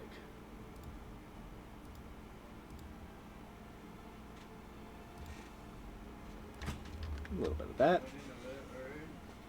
Ooh. Oh, nasty. Yeah, they look frozen and starving for flesh. It's going to step in there next to you and Chad, and it's going to take a big hefty bite. That is probably not going to hit you, though. As that is... I can't math in my head. It's an 11. As it just tries to take a big old bite out of you. It's your turn.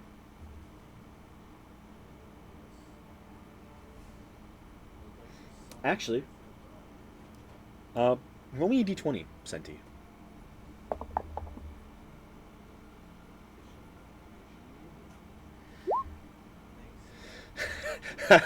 Roll me another d20.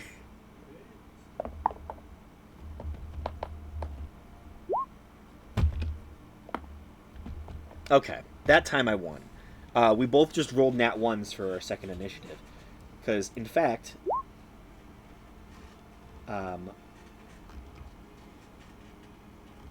you don't go first.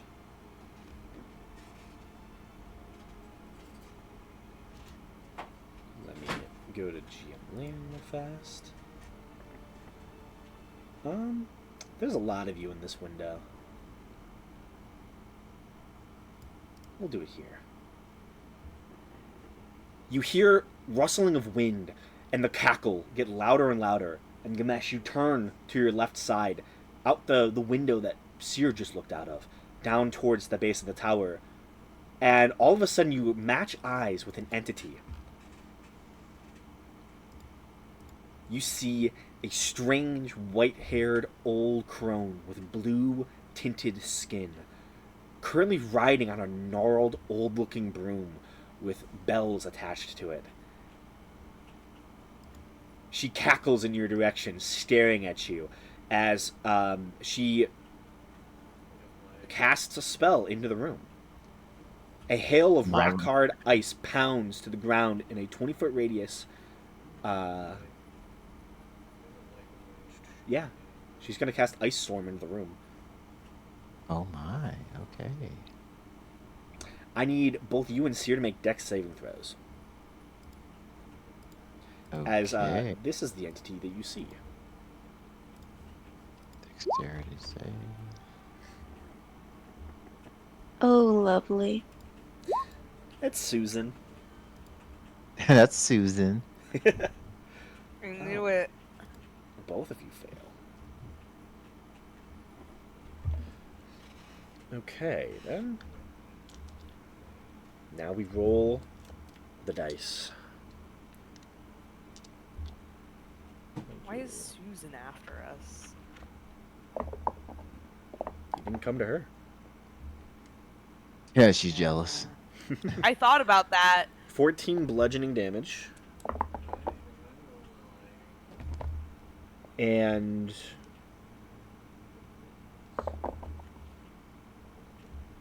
11 and 14 cold damage. And that entire floor is now difficult terrain. Interesting.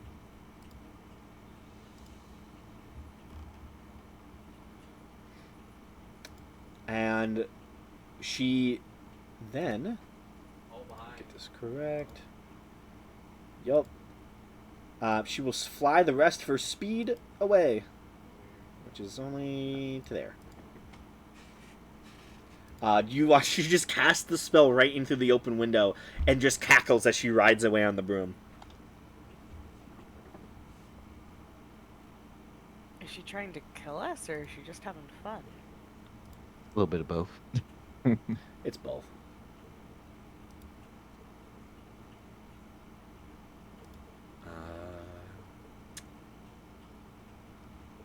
How far away has she flown? Not far, like 20 more feet. 20 more feet. Alright. Well, how far away is she from the tower now? That was that. She is only about 10 feet from the tower. Oh, 5. Yeah, she's like right here on the map. You can still see her through the window. She kind of went up at an angle, but you can still kind of see her. She's not that Oh, far. okay. Okay, cool.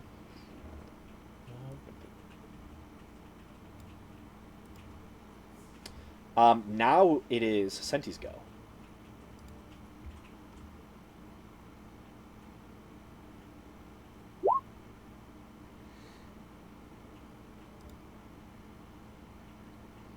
Ooh.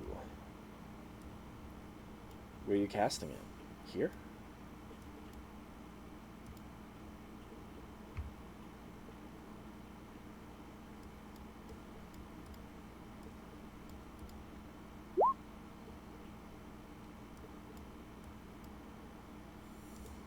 That would do it.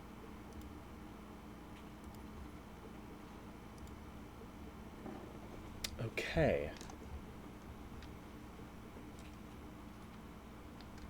Must make a con saving throw.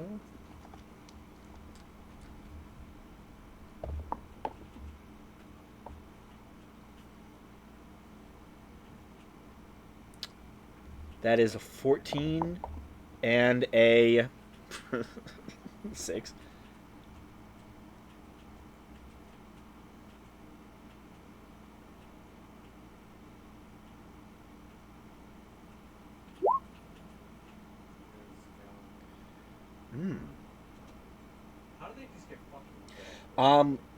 Interesting.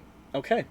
The insects plague away at their skin, but something you notice is that in the darkness, in the dim light, they seem to take less damage.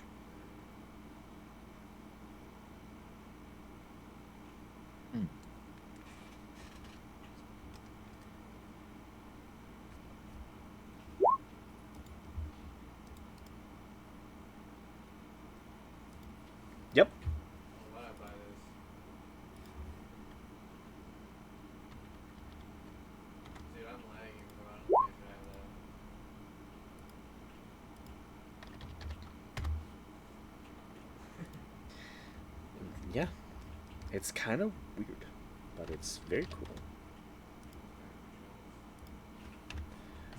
They just look very hungry. Anything else for you, Senti?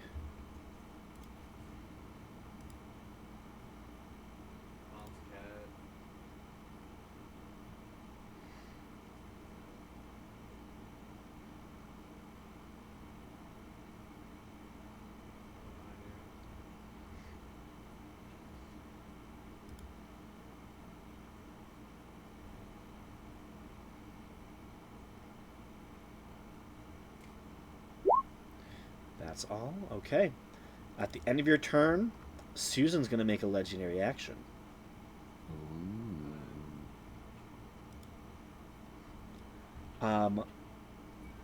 Let's see here.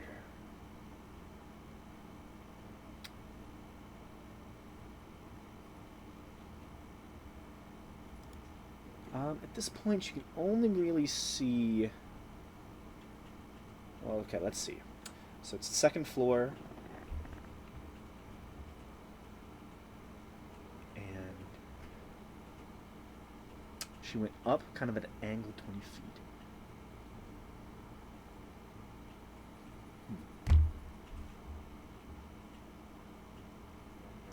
Ooh. Yeah, I'm gonna say all the rooms are going to... Which one's the bedroom look like? Yeah, all the bedrooms have windows on the north and south end, so we'll take that into consideration. So basically, she's looking directly at Belric. On an angle, and she's going to cast a cantrip at him. She's going to Ray of Frost you, Belric. So she has to make a ranged spell attack against you. Which is only a 19 to hit. Yep, that misses. Do you sleep in your armor? Oh, that's true. Yeah, I wouldn't sleep in my armor, so that would definitely hit. Okay. Just had to make sure. Gotta love armor. That's to love it. Yep, especially heavy armor. Yup. That's 19 cold damage. She casts Ray of Frost. And your speed is reduced by 10 at the start of your next turn. It's the end of her legendary action. Belric.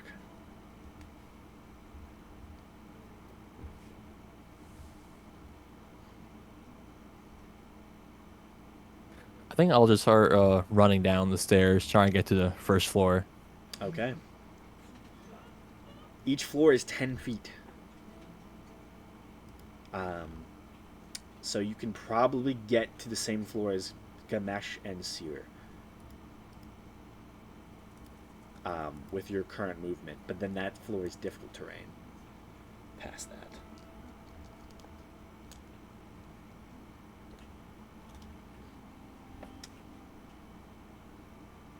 So yeah, you can... Okay, yeah, I'll just get there. Gotcha. Anything else, or...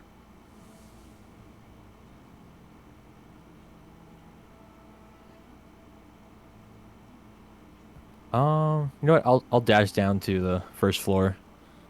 Okay. This room is difficult terrain, so that does take you 10 feet just to pass this floor. And you do see the creature in the darkness, in the swarm of insects, as it is lightly obscured.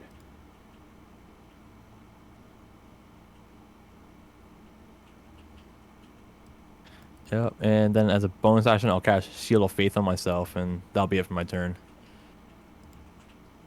Very nice. Okay. Belric. That is in your turn.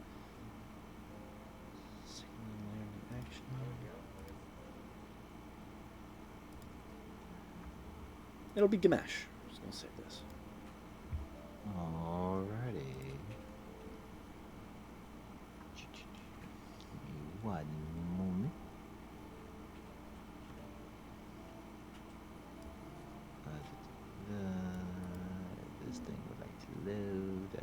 Wonderful. Okay. I'm 10. No, I'm 20 feet up right now, Titan. No, I'm technically 10 feet up because the first floor is 10 feet high. Yeah. Alright, then I would like to first. The hag is flying. Are there any loose stones, boulders in the area There's that I would probably be able to? loose objects that kind of come with the tower. Hmm. Okay. But they turn to smoke if you throw them out. Fair enough. Good to know. Good to know. All right. I am going to hop out the window.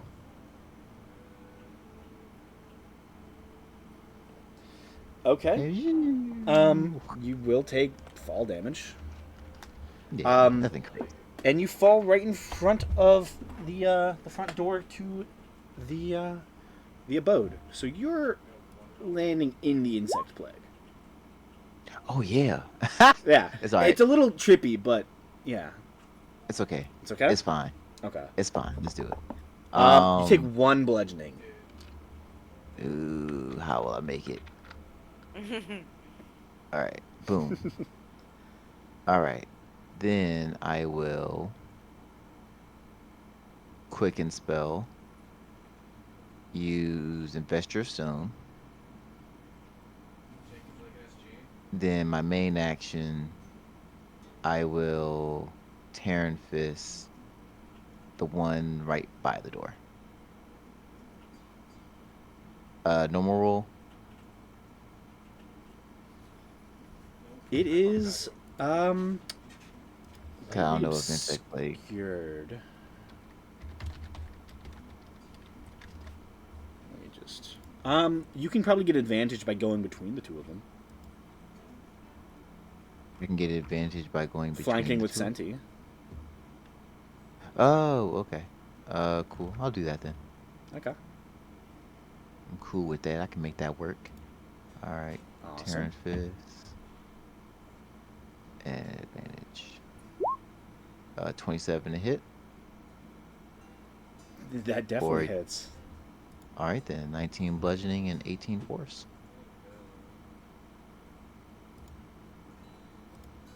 Okay. Bludgeoning doesn't seem to do as much as you would hope. Ooh, interesting. They are- Interesting. In darkness. They are obscured. It's very strange. Okay.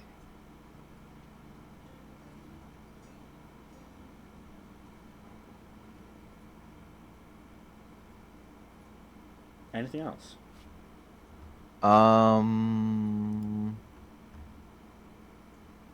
I will actually take an attack of opportunity from the one behind me.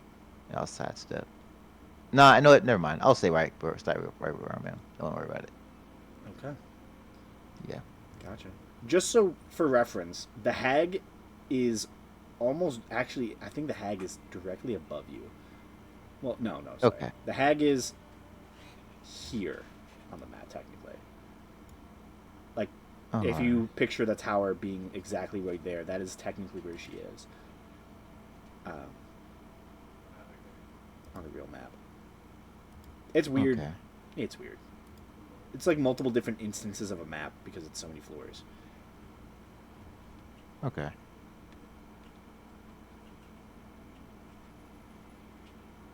All right. Yeah, but that'll still be the end of my turn though. Gotcha. She is. Let's see.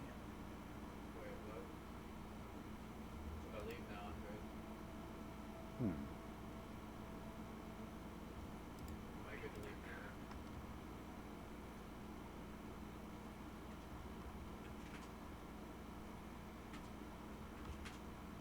She's going to stay exactly where she's not going to use another legendary action yet.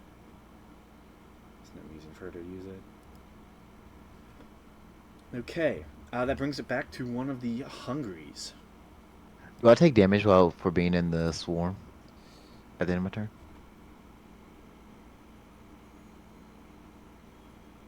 When the area appears, each creature in it. The creature must also make the saving throw when it enters the spell's area for the first time on a turn, or it ends its turn there. Okay, so regardless, I Yeah. gotta make the save. Yeah. So con. Yep, con save. Against Senti's spell save DC. Which is 18. That is... Yeah, that is a success. Okay. How much damage was it? 25, so you're going to take 12, I believe. It was piercing, right? For that? Yes. Alright, so it's half from the save. So down to a 12, and then Investor of Stone gives me resistance to bludgeoning, piercing, and slashing. Nice. So 6. 1, 2, 3, 4, 5, 6. Then I'll roll my con again. Blah, blah, blah. Okay, good to go.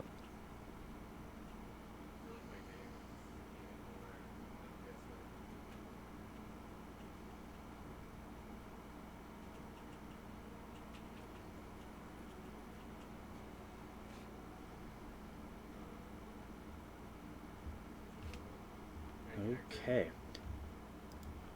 That's fun.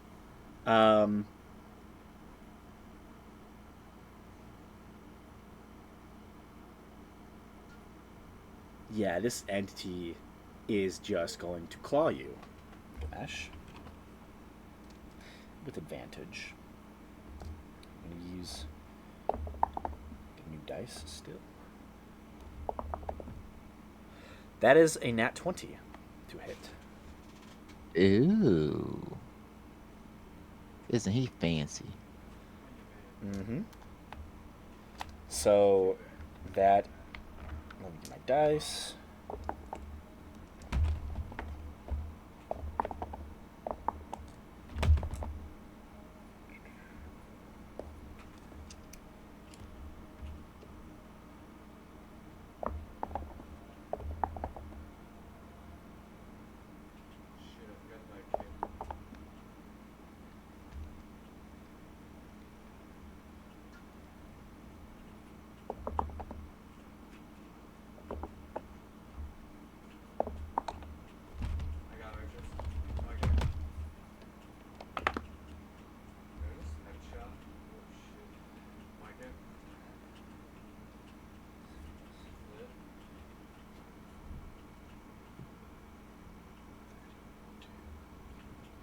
That's 36 slashing damage. You are grappled and restrained. 36 slashing, half down to 18. As this giant claw just wraps around you. It is going to take a bite against you. Advantage again. You're restrained now. Second attack is going to be a 26 to hit. Alright, that hits. Okay. That is 6 points of piercing damage. Alright, half down to 3. And 12 points of necrotic damage. So 3, central, 1, 2, 3, 4, 5, 6, 9, 10, 12.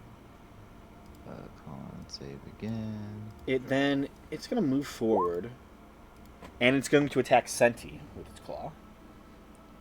It's going to do her big reach around. That's a nat 20.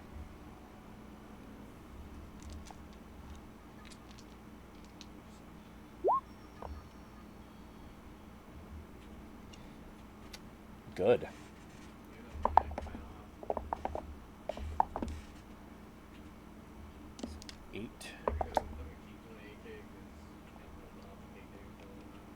That is 15 points of slashing damage, and you are grappled and restrained. This one just grabs the two of you and is now just holding the both of you in its large webbed claws. They almost extend around your body. You feel this like strange flesh, and you see this gaping maw is hungry.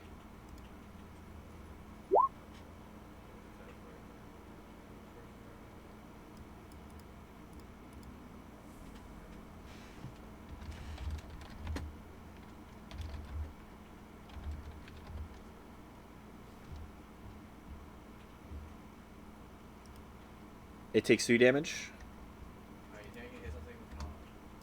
It is halved. So it will only take 1. Still some damage. Cut to Mebehi.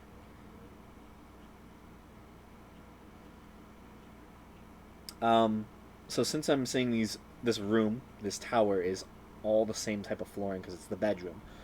Windows on north and south. Mebehi goes to the south window, looks down, and is going to fire at the one next to Gamesh with advantage.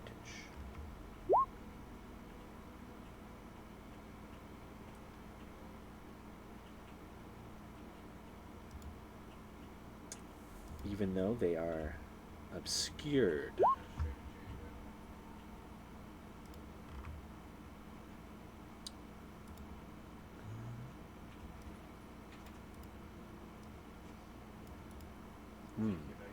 This is just going to be a normal roll, actually. As because Still has advantage though. yes, I mean, no, she says sneak attack though. yes. Sneaks. Yeah. From this distance, it's heavily obscured because of the storm. But we go. It's a light crossbow, right? No, it's a short bow. There it is. I was clicking the wrong item. Yeah, that's a normal attack. That 30 is what I would have taken. And it is halved. This creature is in dim light. So that is only 20 damage.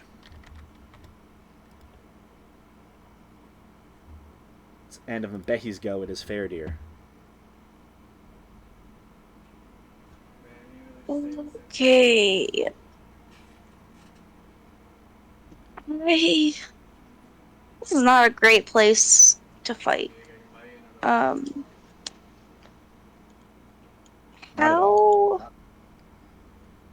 On the 5th floor, which isn't ideal. These guys are outside, right? Yeah, pretty much. Okay.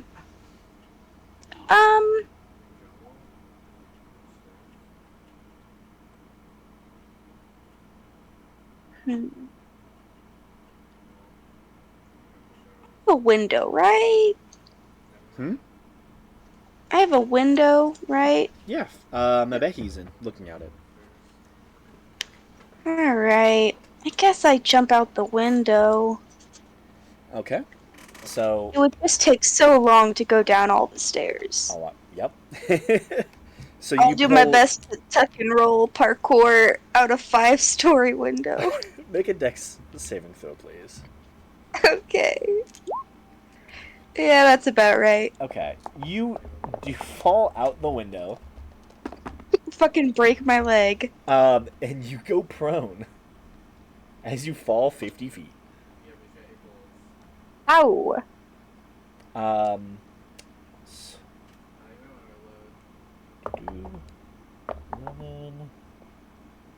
13. I grabbed my swords on the way out, by the way. I would hope so. Okay. Oops, you have to climb the tower again. Just defeat the entire purpose of why I just you do broke my have a ankles. climbing speed. It's not. It's only 30 feet. I know, but it's fair. What did I roll? Oh yeah, you're taking 19 points of bludgeoning damage. Okay, that's not bad. Mm-hmm. It's not too bad. You The hag was only 20 feet up, though, right? In total? I can't fucking hit a hag The in hag the air. was What are 40 you talking feet. about? Oh, she's 40 feet up now? Yeah. Oh. I was gonna say you can climb up the wall and then jump off. And then... Yeah, she went 20 feet up on an angle when. at the she end, did. right, at the angle. And that's why she saw Belric through the south window. Okay. She saw Yeah, I him feel through. like trying to jump on her and drag her to the ground is not a viable That's option. listen. That's what the other party did with an ancient white dragon. Like, I you feel, do I you. feel like you can do it. I feel you can do it. Listen, But I believe in you.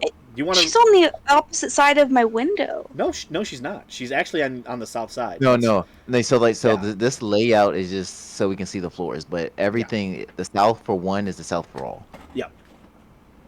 Okay. Technically, she's right here, so she's I technically. mean, right if I here can with you. try and jump on her like a fucking monkey jumping out of a tree and pull her to the ground, I'd love to do that rather than just break my ankles. Okay. Let's Um, get it.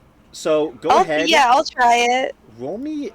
I'll giant might as I do it.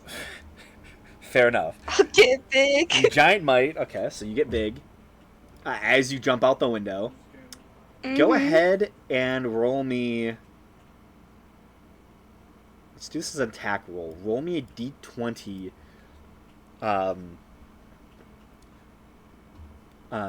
Plus your strength. As Okay. as an. I'm just rolling a strength check. Do you add proficiency bonus to unarmed strikes? Everyone does. Add proficiency bonus as well. So Okay. I just have an unarmed strike thing. fair enough. It's basically what the. Okay, you hit her. So go ahead. We're gonna roll opposed athletics checks to see if you can actually Okay. grapple her. I got a 29. I didn't get that. That's So- so crazy, actually. Yeah, so you just grab a medium-sized lady. Luckily, she is flying, not by herself, but on a broom. Yeah. Alright. Well, I'm hanging off of her. Can I punch her, I guess? I don't feel like I could reasonably get a sword out at this moment. Break yeah, her no. nose. You can punch her if you want. Okay, great. Remember, you split it. Yeah. You split a tree in half. That's true. I do a lot of damage on my unarmed strikes. And I'm definitely going to use one of my new abilities. And it works with your giant smite, doesn't it? Yeah. So Okay, way- yeah, I'm going to use my Strike of the Giants on my first punch to do an extra D4 thunder. And then she'll have to make a wisdom save or I become invisible to her. So I mean, are we going to count the grapple as one of my 3 attacks? Yeah. Okay, great. Okay. 19 does hit. Cool. So she'll take 15 points of damage. I need her to make a wisdom save. The DC is 22. Wisdom? Yeah, you become invisible to her. Wonderful. So I just get advantage on my next attack, I guess, and then the invisibility goes away. Okay. I briefly Interesting. flit out of vision as I'm punching her in the face. 23 does hit.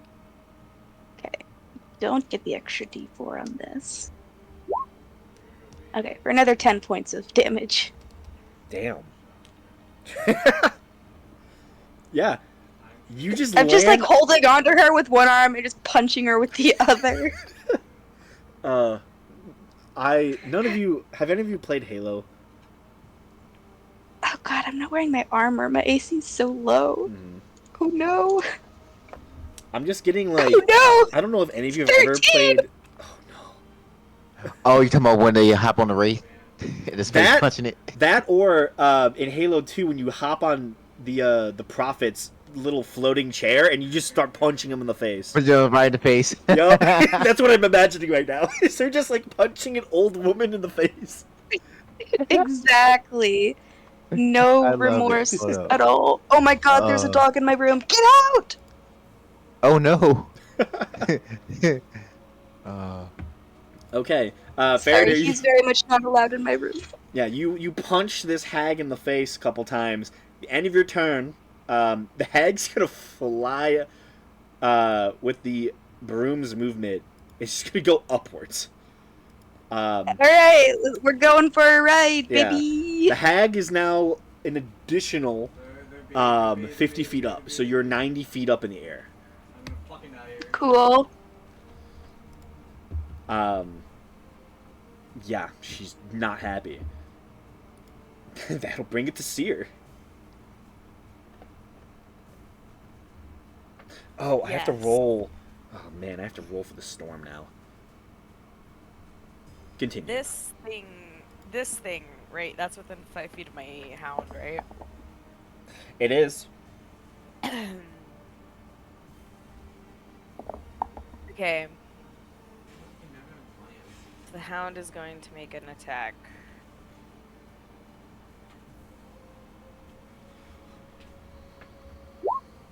It's a 15.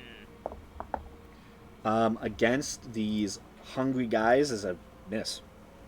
Alright.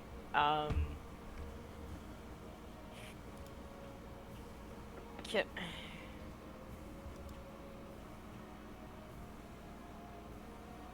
Okay, can I see the hag from where I'm at?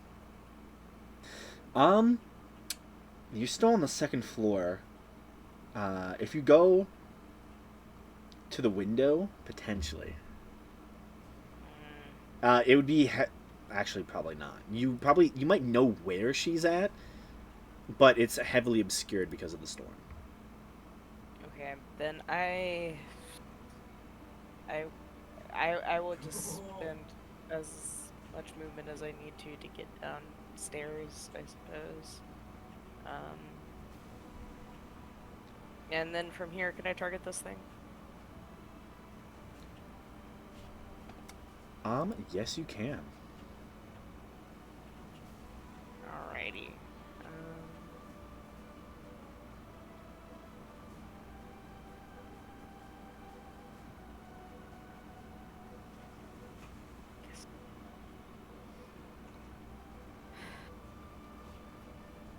I guess I'll just cast a third level magic missile. Okay. It's 5. We love bolts. magic missile.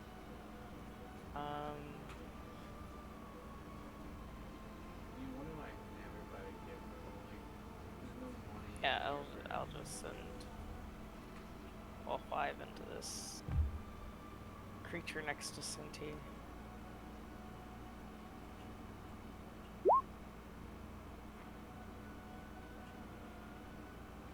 It's 20 force damage. 20 force damage. Yeah, takes the full amount. Alright.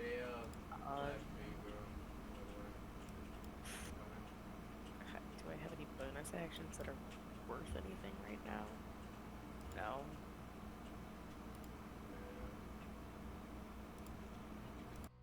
That's it.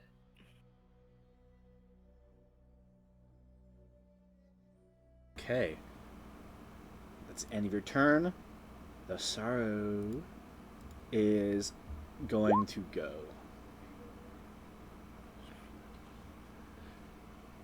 Creature starts its turn there. Yeah, necrotic damage.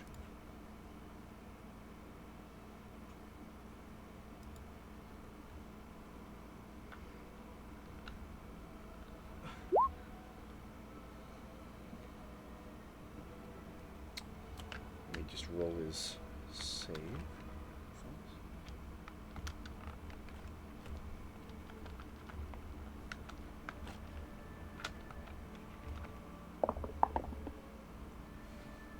Okay, he takes 6 necrotic damage.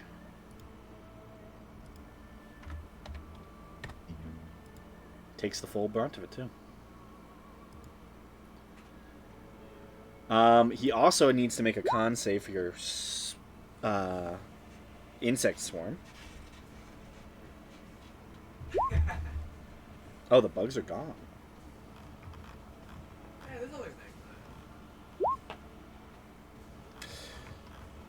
Oh, fair enough. We'll get rid of that then. And he is going to...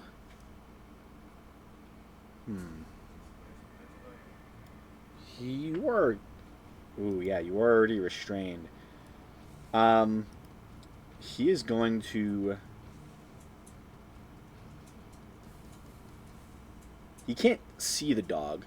Can he go on top of the dog's space?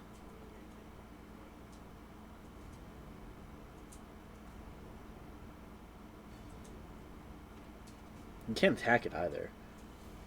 I'm going to say yes. He's going to stand on top of where the dog is. And he is going to make one attack, clawed, against Seer. That is only... it's not going to hit you. That is only 11 to hit. No. Going to make one claw attack against Belric.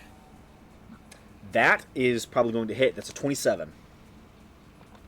Yep, that hits. Okay, then. That is going to be... Oh, these are D6s. Oops.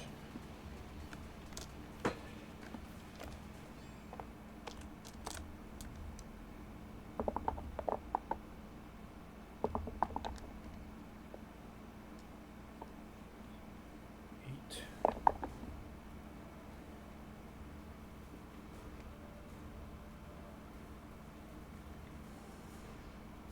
18 slashing damage, and you are grappled and restrained. And he's going to go up next to you, and he's going to bite you, Belric. That is, again, that's a 27 to hit. That's a good roll. I'm liking this new guy. I will say, last time I played D&D, well, last Saturday at least, I rolled amazingly. Not so much other times, but goddamn. 8 piercing damage.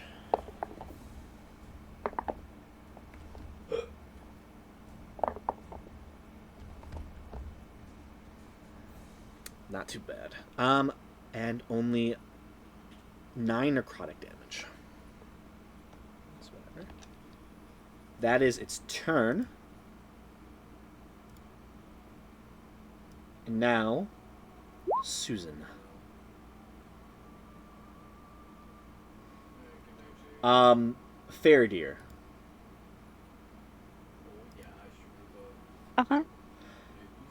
Please make me a wisdom saving throw. Actually, she goes 50 feet buddy. up. She goes 50 feet up. I need to make a wisdom save. Ooh, I'm so good at these, actually.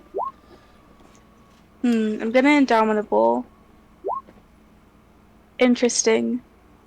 Okay. That's about right, though. Gotcha. So, okay, that's 140 feet up. She casts Hold Person on you. Okay. You become paralyzed. And you fall 140 feet. It ends my grapple. It ends your grapple, yes. It is unfortunate. Let me double check with the internet just to be sure. Because, I mean, if I'm paralyzed while holding her, it's almost like my grip is even more firm. Being incapacitated immediately ends the grappled condition. Well, that sucks for me then. So you fall Alright. 140 feet. So that is, yeah.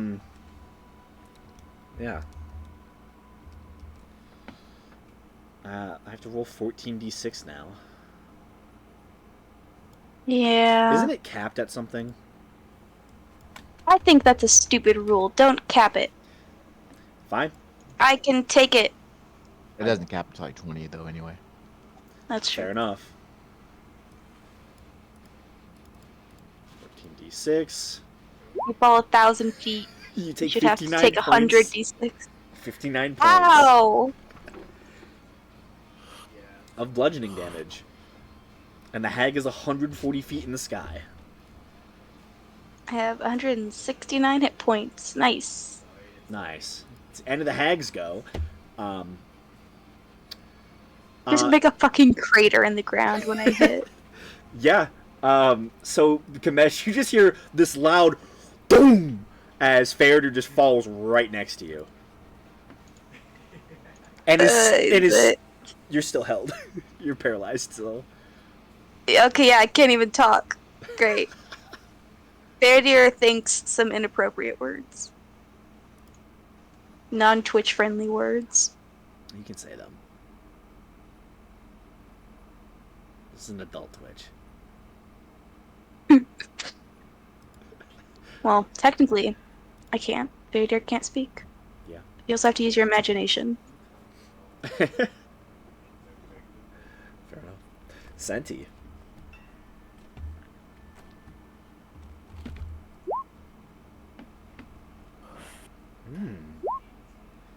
Fourth level on whom? 10-foot radius sphere.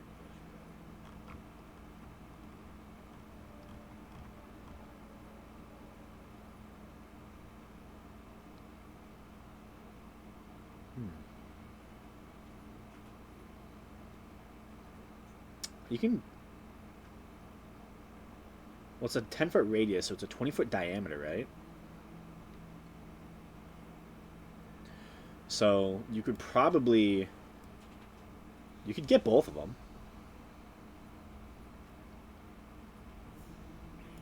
Each creature of your choice, so you can choose multiple of them. So you can hit both of them.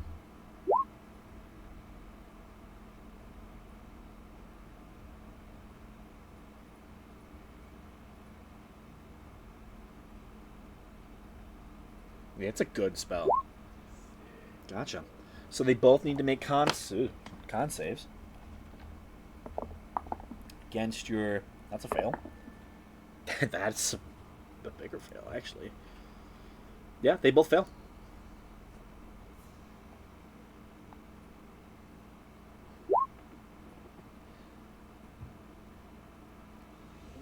Understood. You heal up Gamesh for 4th level.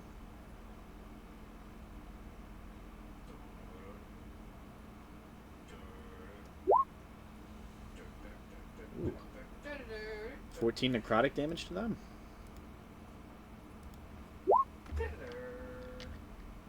necrotic damage. Gotcha. And you heal Gamesh how much? It is I roll my hit dice. as much as you want. I can do up to 3. She gets at 4th level. Gotcha. I'm pretty sure that's how it is. Wait, one creature can see it's been to roll up when it dies. Wait, Increases by 1 for each slot above second. it's a 3, right? Yeah, should be 3. I use a D6. I think, yeah, I think it was mistyped in probably because it says can spend and roll on of its unspent hit dice. I think it's supposed to be 1. 1 of its unspent hit Yeah. dice. I So do I roll it with the con or just roll the hit dice? Just like the. I believe it's regular supposed to D6? your con. I believe that's always when you roll hit die. Okay. It's always supposed to con. 1, 2, 3, so 27 plus her. What's your wisdom, Cindy?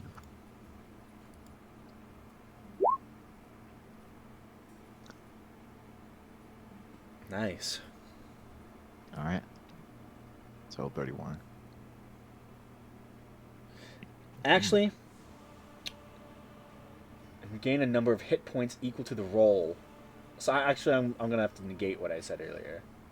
So ignore the +5s. So just do the actual die and then the +4. So a little bit less. 16. I just regret it. It's equal to the roll. It's not your actual hit die, I think. Which is a shame. I will say, as you heal, you hear this strange noise come from these hungry entities, and you look, and their mouths engorge as seemingly they grow hungry for the life essence that is being pumped into you, and their bites seem stronger.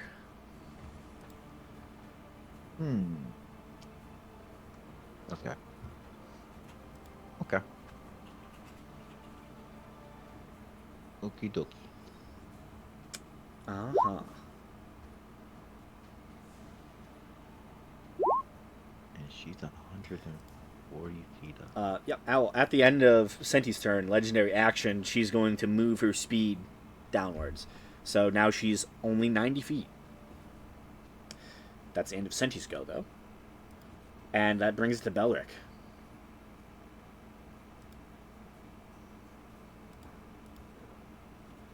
These creatures are hungry. And I'm currently grappled by the guy next to me. Grappled and restrained. So you have disadvantage on melee attacks. Or attacks in general.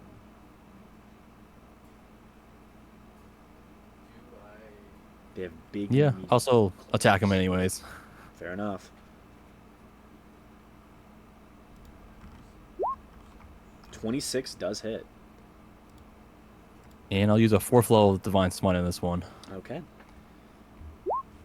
No special features from that. They seem to be not undead, strangely.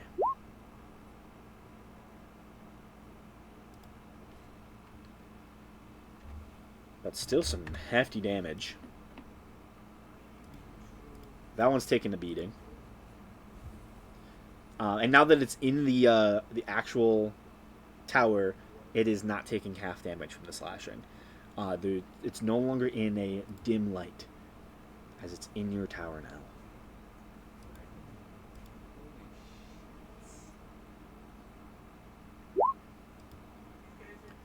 $17 just hits.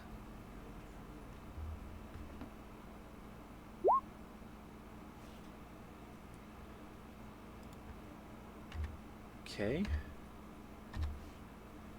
Nice 15. Okay, anything else?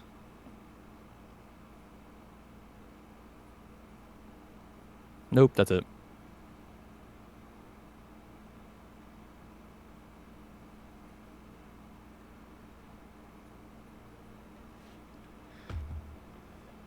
Okay. Let's see here. What's the distance on that? That's way too far.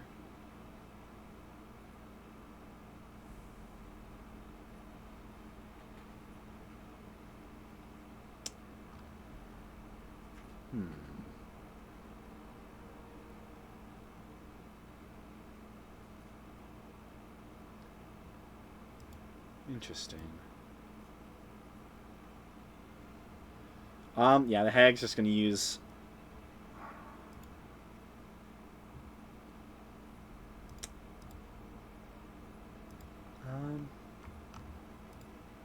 it's not gonna be able to hit no matter what it does.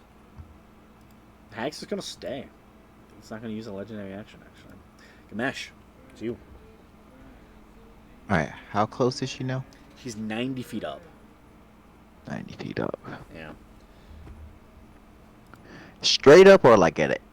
Well, never mind. She's on the other side of the tower now. No, she's still right here. Okay. Or like generally she's right there. Just 90 feet above Alright. where Faradir is at the moment. Okay. If I were to cast a spell in a cone, would I be able to get the one grappling me as well as her? I'd say so. Yeah? Yeah. Okay, cool. What type of cone is it? Um, It's a 90-foot cone? I think. 60 feet, but I can make it work though. I'm going to cast Prismatic Spray, and I'm going to use Expanded Spell. Okay. So it's gonna be a 7th level. Here. I gotta spend my sorcery points. And I used 2 earlier. Boom, boom. But then I think it's equal to the spell's level. Yeah, so 7 more points. All right, so 1, 2, 3, 4, 5, 6, 7. So you double the size of it. Yep, so it goes up to 120. I love that. Let me just do this real fast, just so I can picture how big this is. Yeah, that's how big this area is. Yep. And you can probably angle it in a way that it does not catch Faraday, because Faraday is prone on the ground. Yeah, that's what I was saying. Yeah, because she's laying down, so this is going like pretty much up at an angle. Yeah. All right, then each one of them I have to roll a D8 for each of them. Creature in a D8. 6-foot cone must make Dex saving throw for each target. Ah, that's a fail from the hag. For Yeah. sure. That's a 20 is fail from my- both of them.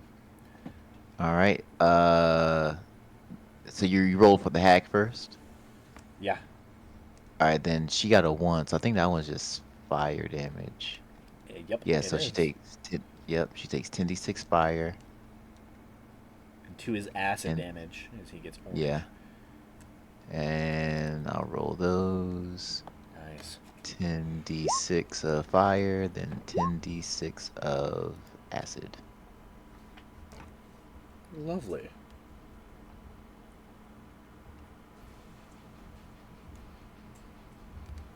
All right. So boom, did that. And then I will use my bonus action to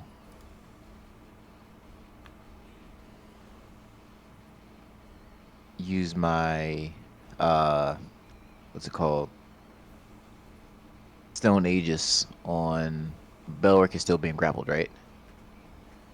Yes, he is.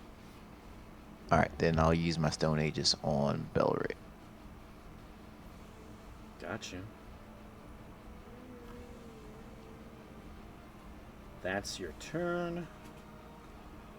Tis my turn. Tis my turn. Okay.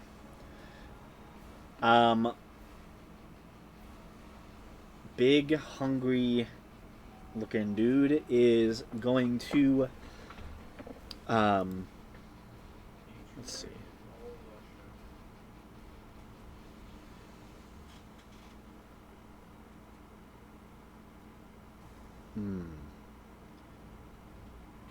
He's holding you.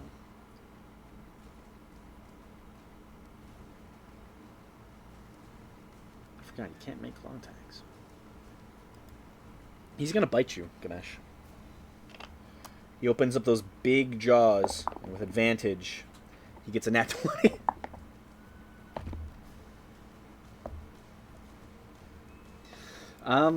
Okay.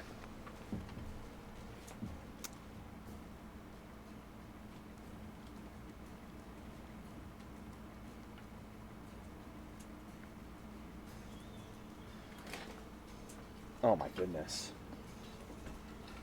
Okay. This is intense.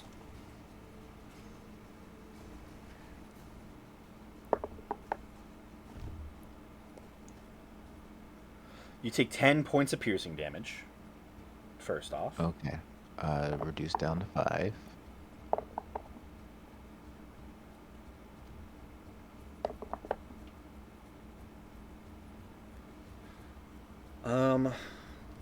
Then we'll get to roll this and this.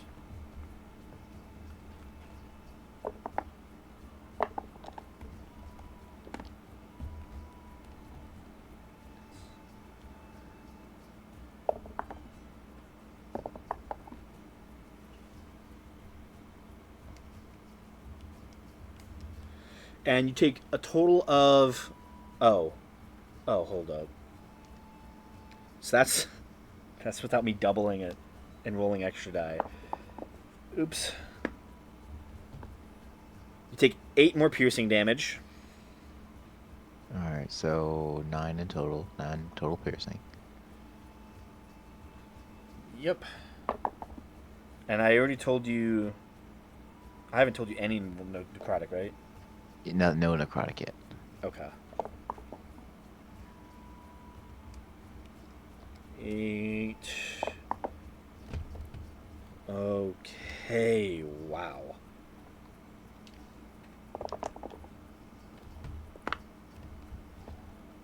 That's... Oh, that is the right die. Okay, that's pretty bad.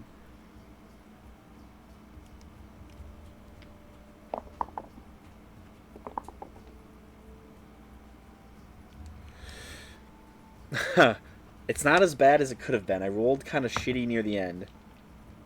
But still, you're going to take 63 points of necrotic damage. 63 and then 9, so 72 in total. Alright. As he... For who can see this, which is probably Senti, Seer, and maybe a little bit of Belric, Gamesh is being vored. I can't even make that one, yeah.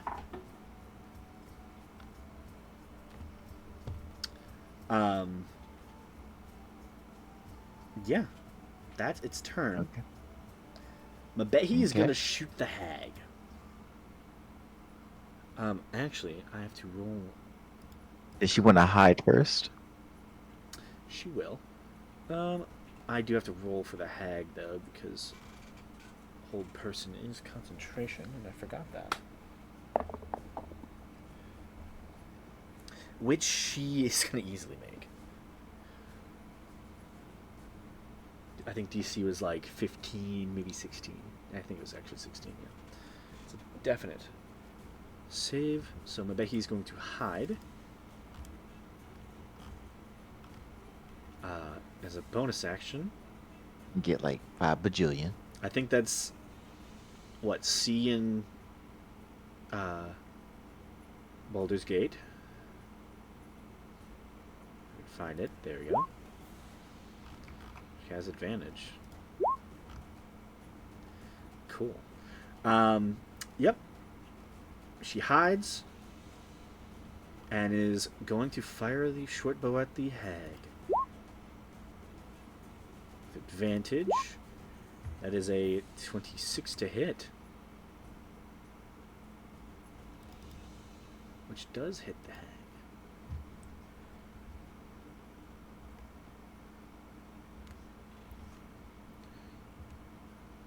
Doing good amount of damage.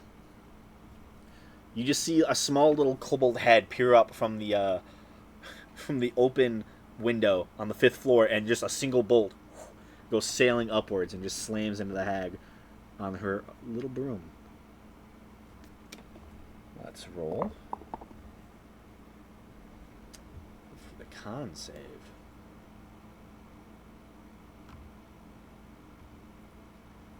That is a failure. Fairder, you are no longer affected by hold person.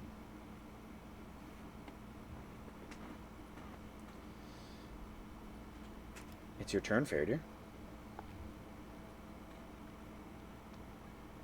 Okay, how far up is she? 90 feet. Interesting. I'm gonna stand up. And I didn't grab my longbow, because I didn't think about it, so I can do nothing. How far can I throw something? I think most Probably things from not that 60 is far. usually the farthest. Unfortunate. You probably could cast Fireball. Yeah. That's true. I could. Or polymorph. Polymorph her into a frog. I mean, Sure. I'll point upwards and I'll cast fireball on her. okay. That's pretty good damage. It's DC 16. And it's the giant mind isn't supposed to be on there. I understand. That is, you said DC 16. Mm-hmm. Let me just make sure I'm doing my math. Yeah, that is exactly 16. So it is half damage. She's actually Alright. really good That with is dex saves. my turn. But yeah, she does take half damage. She's looking hurt. Oh, yeah. Speaking of that, she was supposed to take an additional 8 damage from my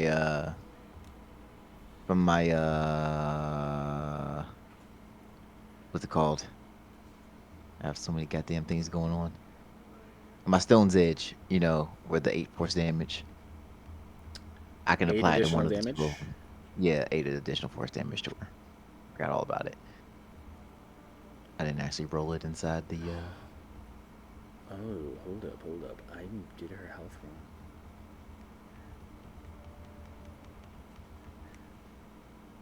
Give me but a moment. Her health is not as high as it should have been. You're weird. Don't call me weird for calling you weird. Hey, you weird.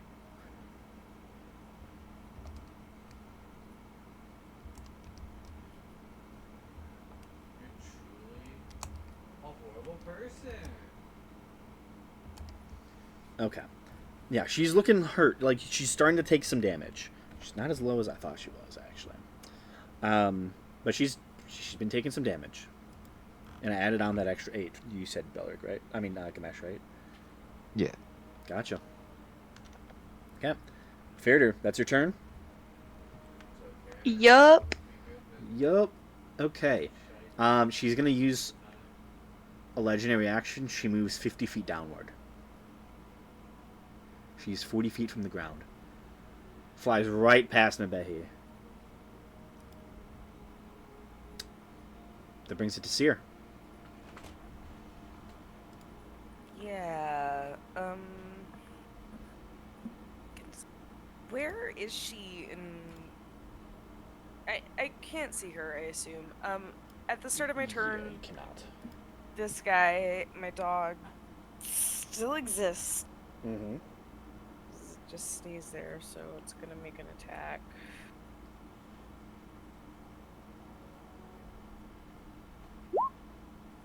Nope. Does not hit. And then there's this guy. He's next to me. Mm-hmm. Forget everything that you know.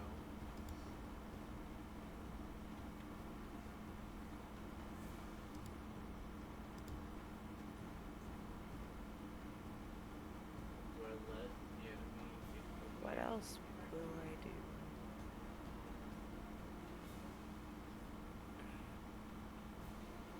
The enemy of the enemy's enemy. The enemy of my enemy's enemy's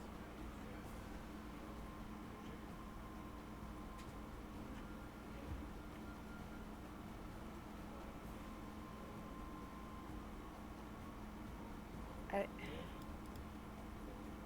I guess I'll just cast a second level Dissonant Whispers, so I need this creature to make a wisdom saving throw.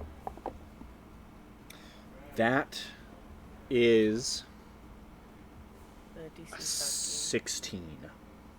Oh, it fails. Just fails. Mm-hmm. That's okay. On a failed save, it takes 3d6 psychic damage and must immediately use its reaction, if available, to move as far as its speed allows away from you. Okay. Creature doesn't move into obviously dangerous ground, such as a fire or a pit. So Yeah. Go Add- ahead and roll the damage. second level 46. Yeah. It is going to only move half its speed. Because it does drag Belric along with it. So I'm gonna put it right there, and drags Belric right there. Nice. So Faraday, you like as you look down from firing the fireball into the sky and seeing the hag just cackle at you, you turn around and see two of these large creatures with their mouths extending open. Hate that. Yeah. The first one that is in the middle of eating Gamesh, you see its its mouth seems to have like unextended slightly. It doesn't seem as like strong as it was. This one, however, still has its mouth like open, gaping and large, because of its hunger for the life force that was given to Gamesh. Is that the end of your go, Seer?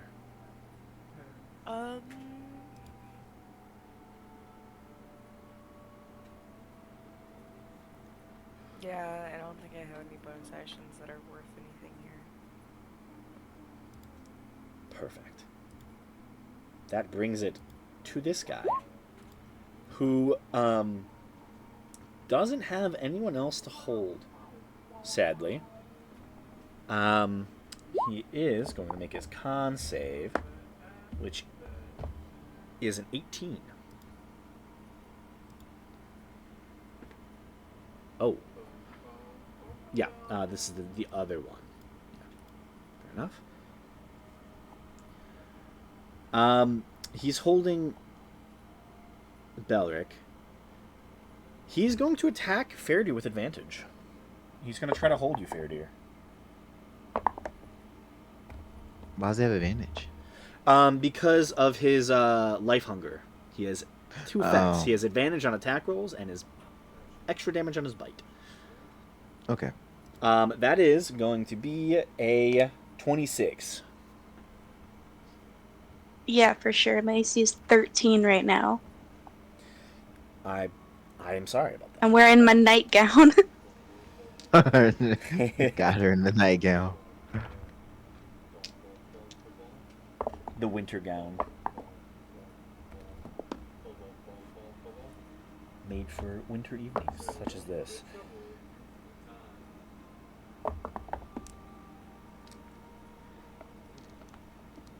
$19 points of slashing damage. Ow. And you are a large creature, and he cannot grapple you.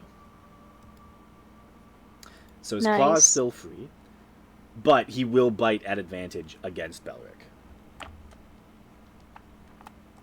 He's gonna take off that armor. Watch.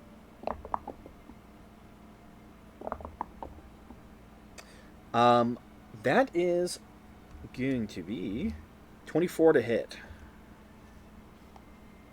Yep, that is. Fair enough. Luckily, this is not a nat 20, so you're not going to take as ridiculous of a number that Gamesh took. I'm sorry to say. You take 10 piercing. Reduced down to 4. You had 6 slime. You had 6 slime balls.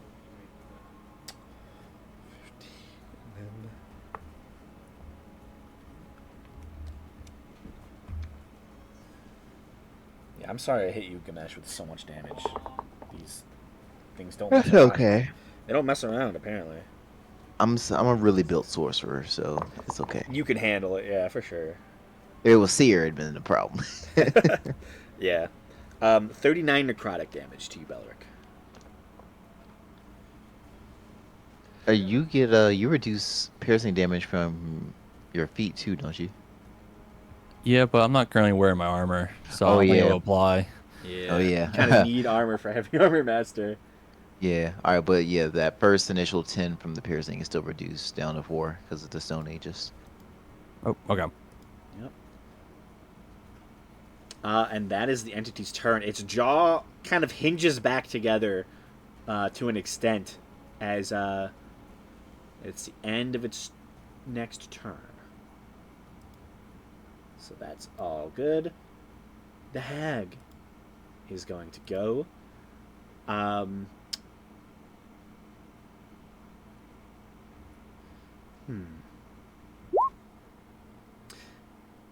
She is going to fly down 20 feet above all of you and is going to cackle.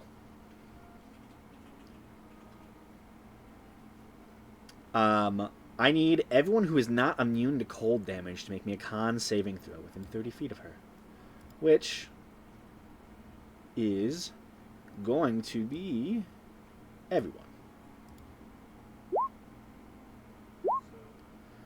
Oh, why'd I roll so low? Ooh. I wish you had rolled lower.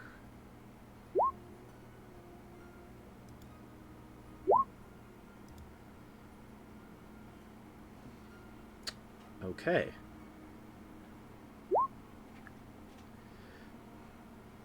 Yeah. Jacob. Senti. One more. That's like Come on. I believe. Oh, no, yeah, she had already used it. Oh, okay. Fair enough. Success from Belric. Fairdeer, just a success from Gamesh. But. Oh, no, wait. Oh, Belric did mine's not- actually yeah, a failure. I see that now, yes. That was the Yeah. previous roll. Oh, actually, Belliker's within, Yeah, I'm within Senti, Gamesh, and Fairdeer. so mine's actually 21. Oh, so that's then more of a success then.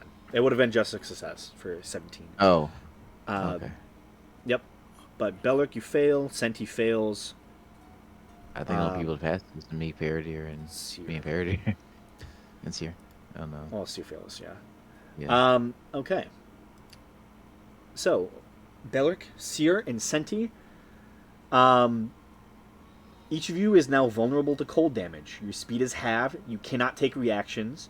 And you can either choose an action or a bonus action on your turn, not both. Ooh. Okay. I'm Was sorry. that Do we take damage? No, there's no actual damage though. No Okay. actual damage. You are just negated from using reactions and can only choose an action or a bonus action. And all of your Yeah. speed is halved. You got debuffed. Yes. As she just cackles along. And then she's going to fly back up. All right. That wasn't a spell, was it? It didn't seem like a spell. Nope. It was just her laughing. Just her laughing. Okay. Yeah. Or how high up is she now? She only descended to 20 feet. She's 40 feet up. 40. She Okay. only could move 50 feet, so she had to move the other 20 feet up. Still Okay. high up, but that is her turn. Senti. Action or bonus action?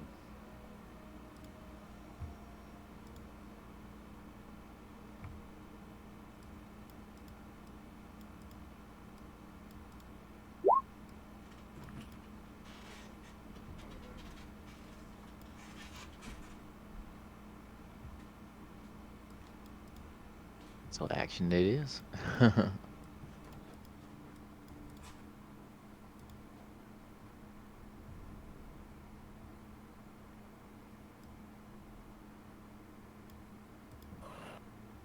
Yeah.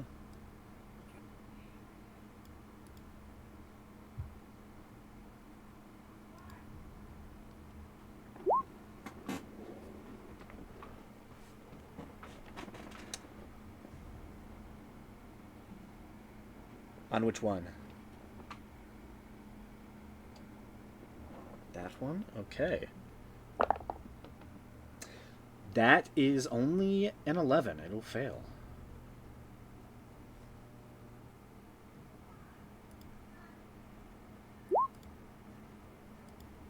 Nice.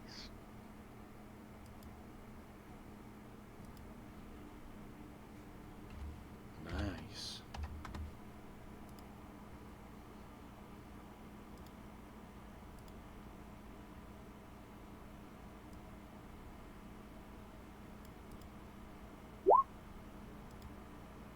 That is all? Okay. End of your go. The hag is going to use 2 legendary actions and is going to cast Ray of Frost on someone.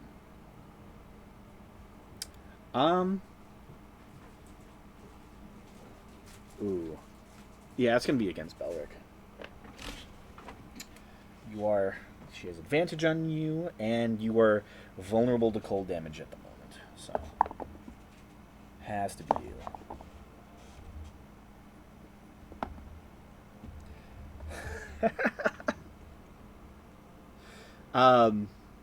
What's your AC again at the moment? It is currently 11. I just rolled double 3s.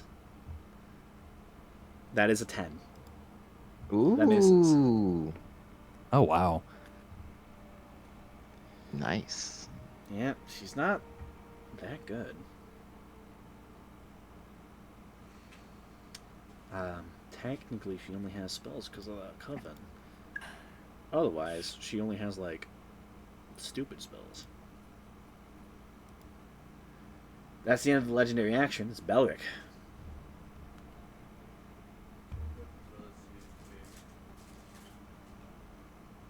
And I'm still being like grappled and restrained, right? Yes, you are. They have not let go. There's really no way for them to let go. Unless you take them down. Yep, I'll just attack the one that's holding me. Okay.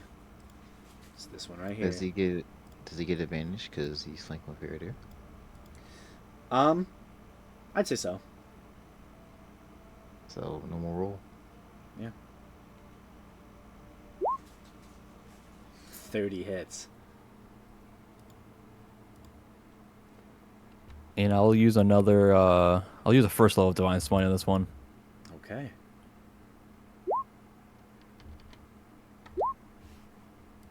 Ooh, nice. It's still up. At this point, I will say this thing is more than bloodied. It's seen some heavy damage. 31 hits. I'm afraid you'll never miss. And I'll use a second level of Divine Smite. Okay.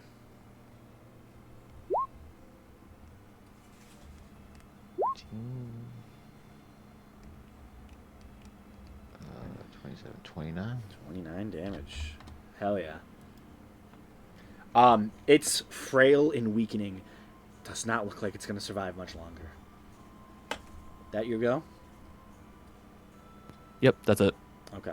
Can I have both you and Senti please roll me con saves, please?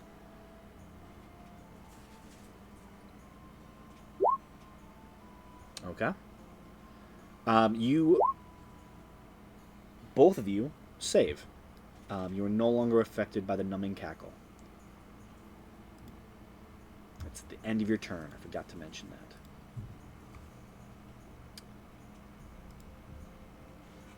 Just unfortunate. Ganesh, it's your turn.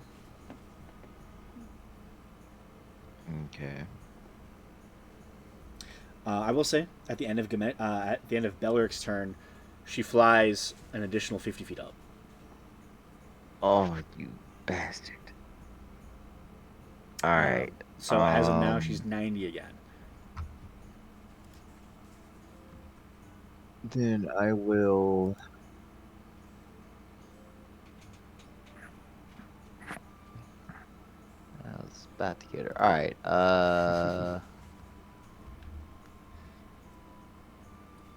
She's in flying witch, you know.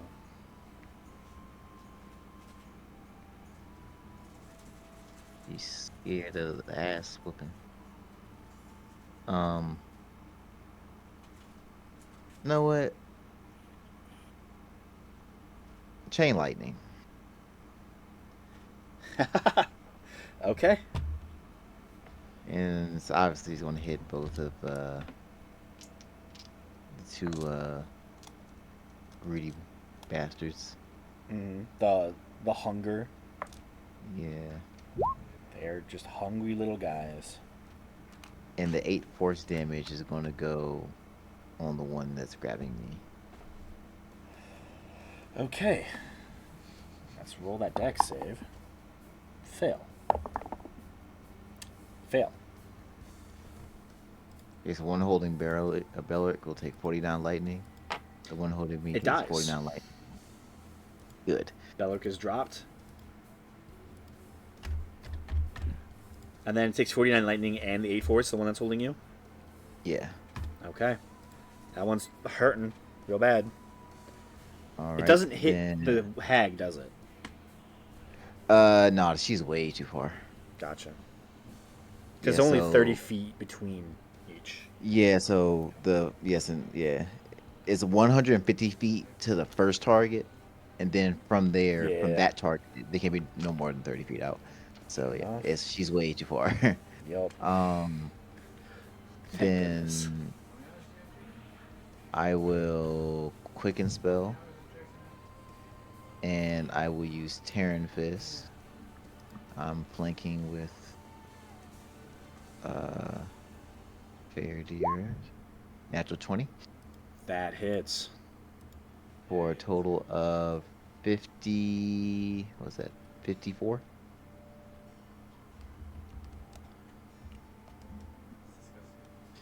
Yeah. It's barely standing. It's Oh, you son of a bitch! it's rough. It's All fucking right. very rough. Watch him get another critical on me. All right, that's all I can do. Okay. Wasn't Senti restrained? Was Senti restrained? I think Senti was. Didn't it hit Senti? Yeah, I think your token moved.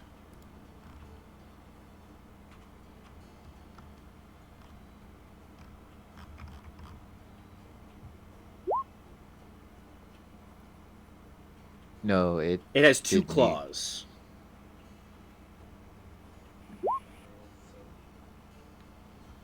Yeah, so it should still be holding you as well. Otherwise, it's going to attack someone else with a claw, which would not be ideal, because it only gets a bite. And it is going to bite you, Gamesh. It's going to continue its mission of eating you.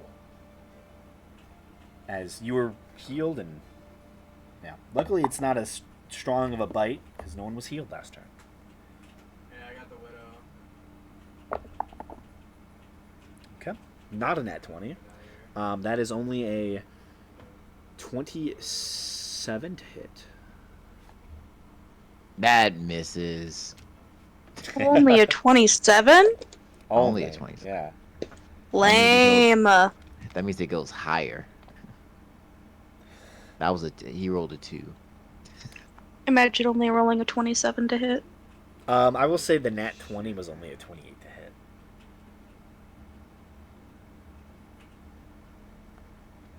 So take that as you will.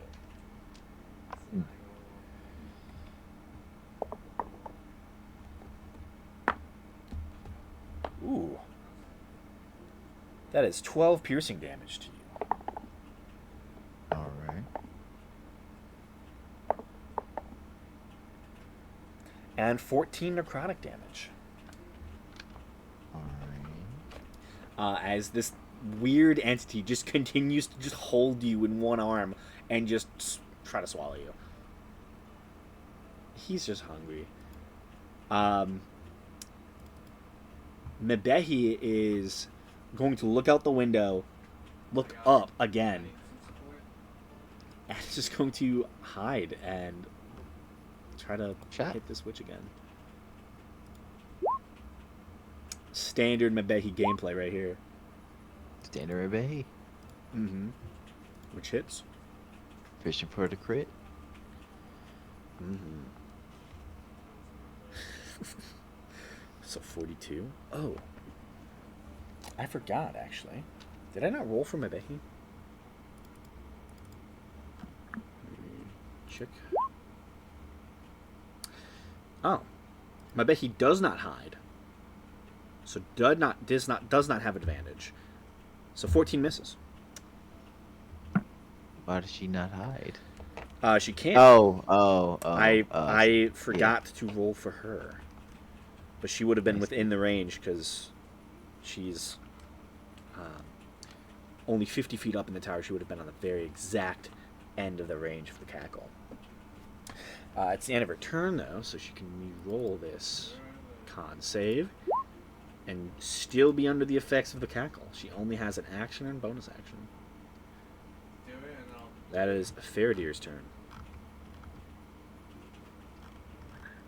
Okay, how far up is this bitch? 90 feet.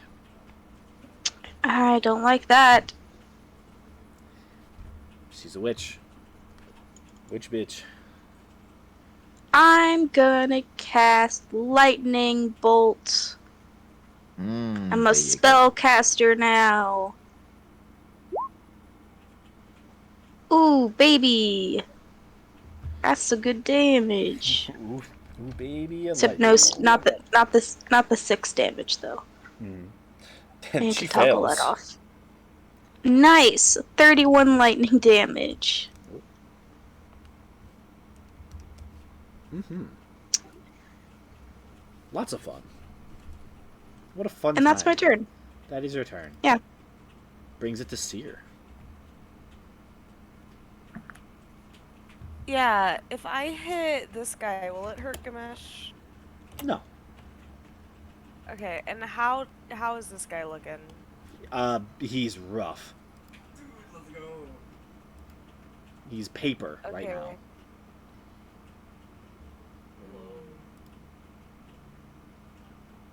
You don't know how much HP this piece of paper has, but he's a piece of paper. Yeah, I'll 4th level magic missile him. Okay. So that's 6. Fair enough. It's 19 force damage. Yeah, that's a little overkill. Really bad force damage. Well, I don't know how much HP I know. he has. He was at 10 HP. I got the bash. You pepper him with force damage, and he drops Gamesh out of his mouth. Yeah. Gamesh finally is not being consumed in this battle. I'm a big meal. That's all I can do. Fair enough. That is the end of that. The hag's turn. She is upset. You killed her. This guy. She did, but you killed her the hungry creatures. She's no longer cackling because this is fun. She's just cackling because she's a hag. Why won't any of you just die so I can consume you? Right behind us.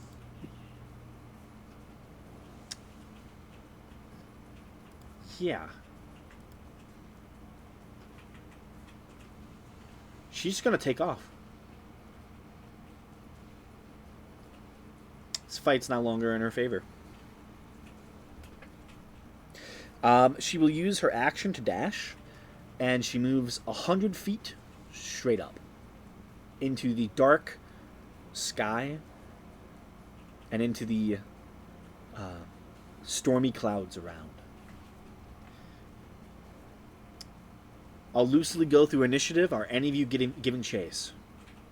Shit, I'm dead. Damn, Seer just went. Fuck. Fuck, I can't really do anything.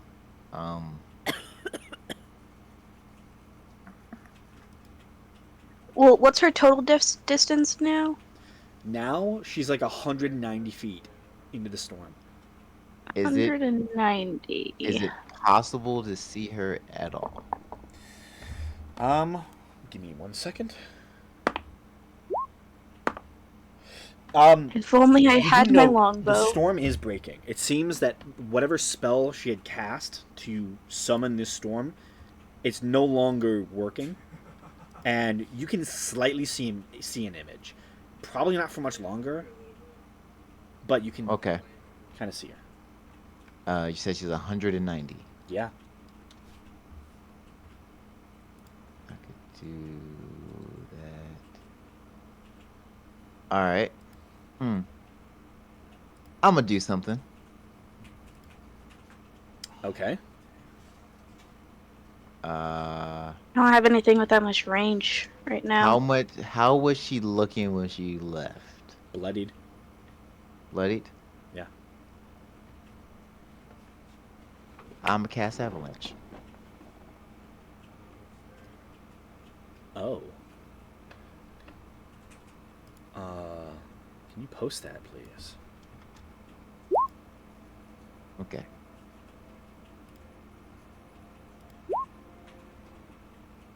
There you go. It's pretty much meteor swarm, but Yeah. all Earth.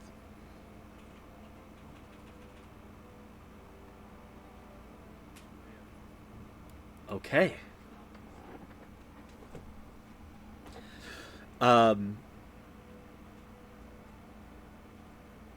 Yeah. You summon the greatest power that Graylin and the power of the Zemajad can give you. And through it, your eyes glow, and you summon massive sections of rock and earth to plummet from the sky towards her. So she needs to make a dex saving throw. That is a failure. Wonderful. That's 149 points of damage. Jesus Christ. Calm down. I could make it. I could do a little more damage if I wanted to, but I'm not gonna worry about it. Okay. You hear the cackling as this witch on her broom flies up into the sky. And then it's like watching a small little dog get hit by a flying house. You just watch this giant section of just rock and rubble just smash into her.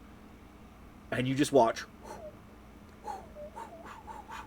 this creature, at this point it doesn't even look like a person or a hag or whatever she is.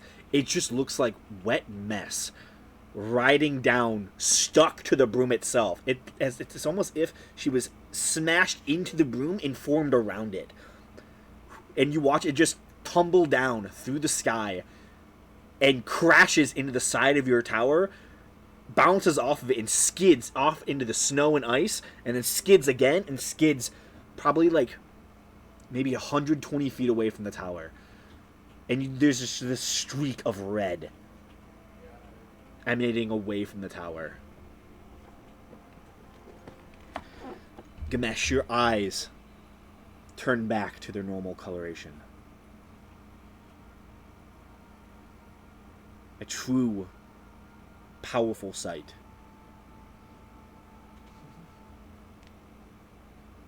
The hag is no more.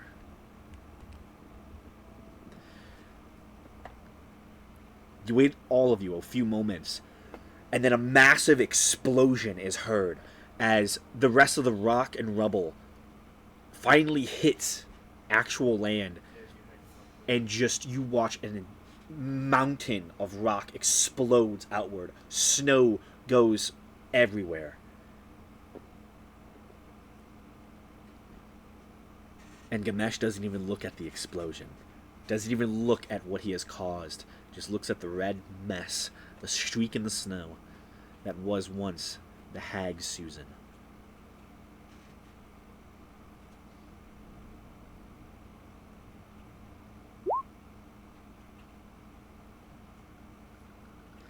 You don't know if the Maybe not. you don't know Yeah, if the we all moon is Gotta done go for. look. You'd have to go. Yes. Speaking of that, I will walk towards the sea. You walk over, and what you see is a melting red puddle. It's almost as if watching ice melt at a rapid rate. And it's strange. It's melting into the snow around it. An eerie sight. And it seems to melt around a gnarled gray staff.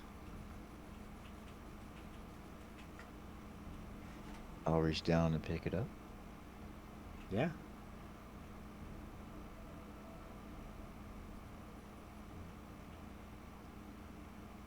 You pick up the staff. I'll look back at the puddle. It's gone. Your sisters are next. And let's walk back. Yeah.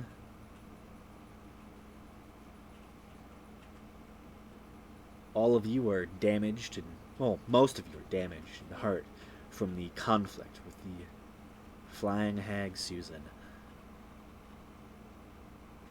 The storm lessens. You all head back inside and find the remnants of your sleep, the remnants of your rest. Hey, I can You walk heal your up. fucking dash. Yeah, but, Okay. Yeah. That's where we're gonna end the session tonight. Charge my staff. Wow, that, yeah. Only got to use it. This spell does so much damage. I love it. I love it so much. It's about time. Listen, I have been like not consistent on my damage dealing up until now. It's time for me to have like a big burst, you know. Yeah, for sure. And it does like the same damage as Meteor Swarm. Just Oh yeah, it's the more same. It's the same spell. All it does is it takes Yeah. away the fire for piercing. yup. Which, fair enough. A lot of creatures are immune or resistant to fire in general. So, sadly, she was not. Not at all. She was not resistant to anything other than immune to cold. How much health did she have left? 111. Oh Sorry, 142 is what she had left. I believe. Right? Or did I add that to?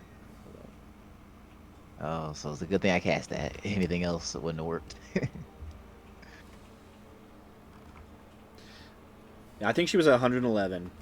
I remember seeing that. I think I just deleted it on my my calculator. That's how I was tracking it. Oh, okay. But yeah, it would have done enough anyways. Like, yeah, it was enough damage to Yeah. knock her out of the fucking sky.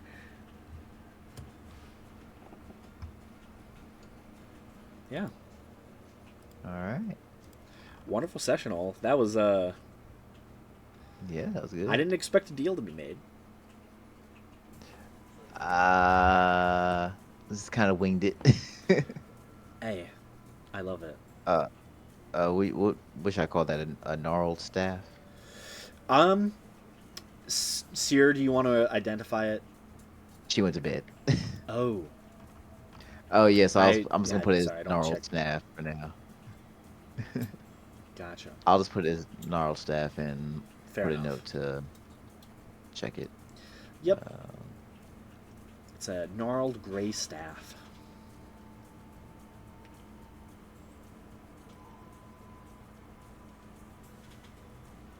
Okay.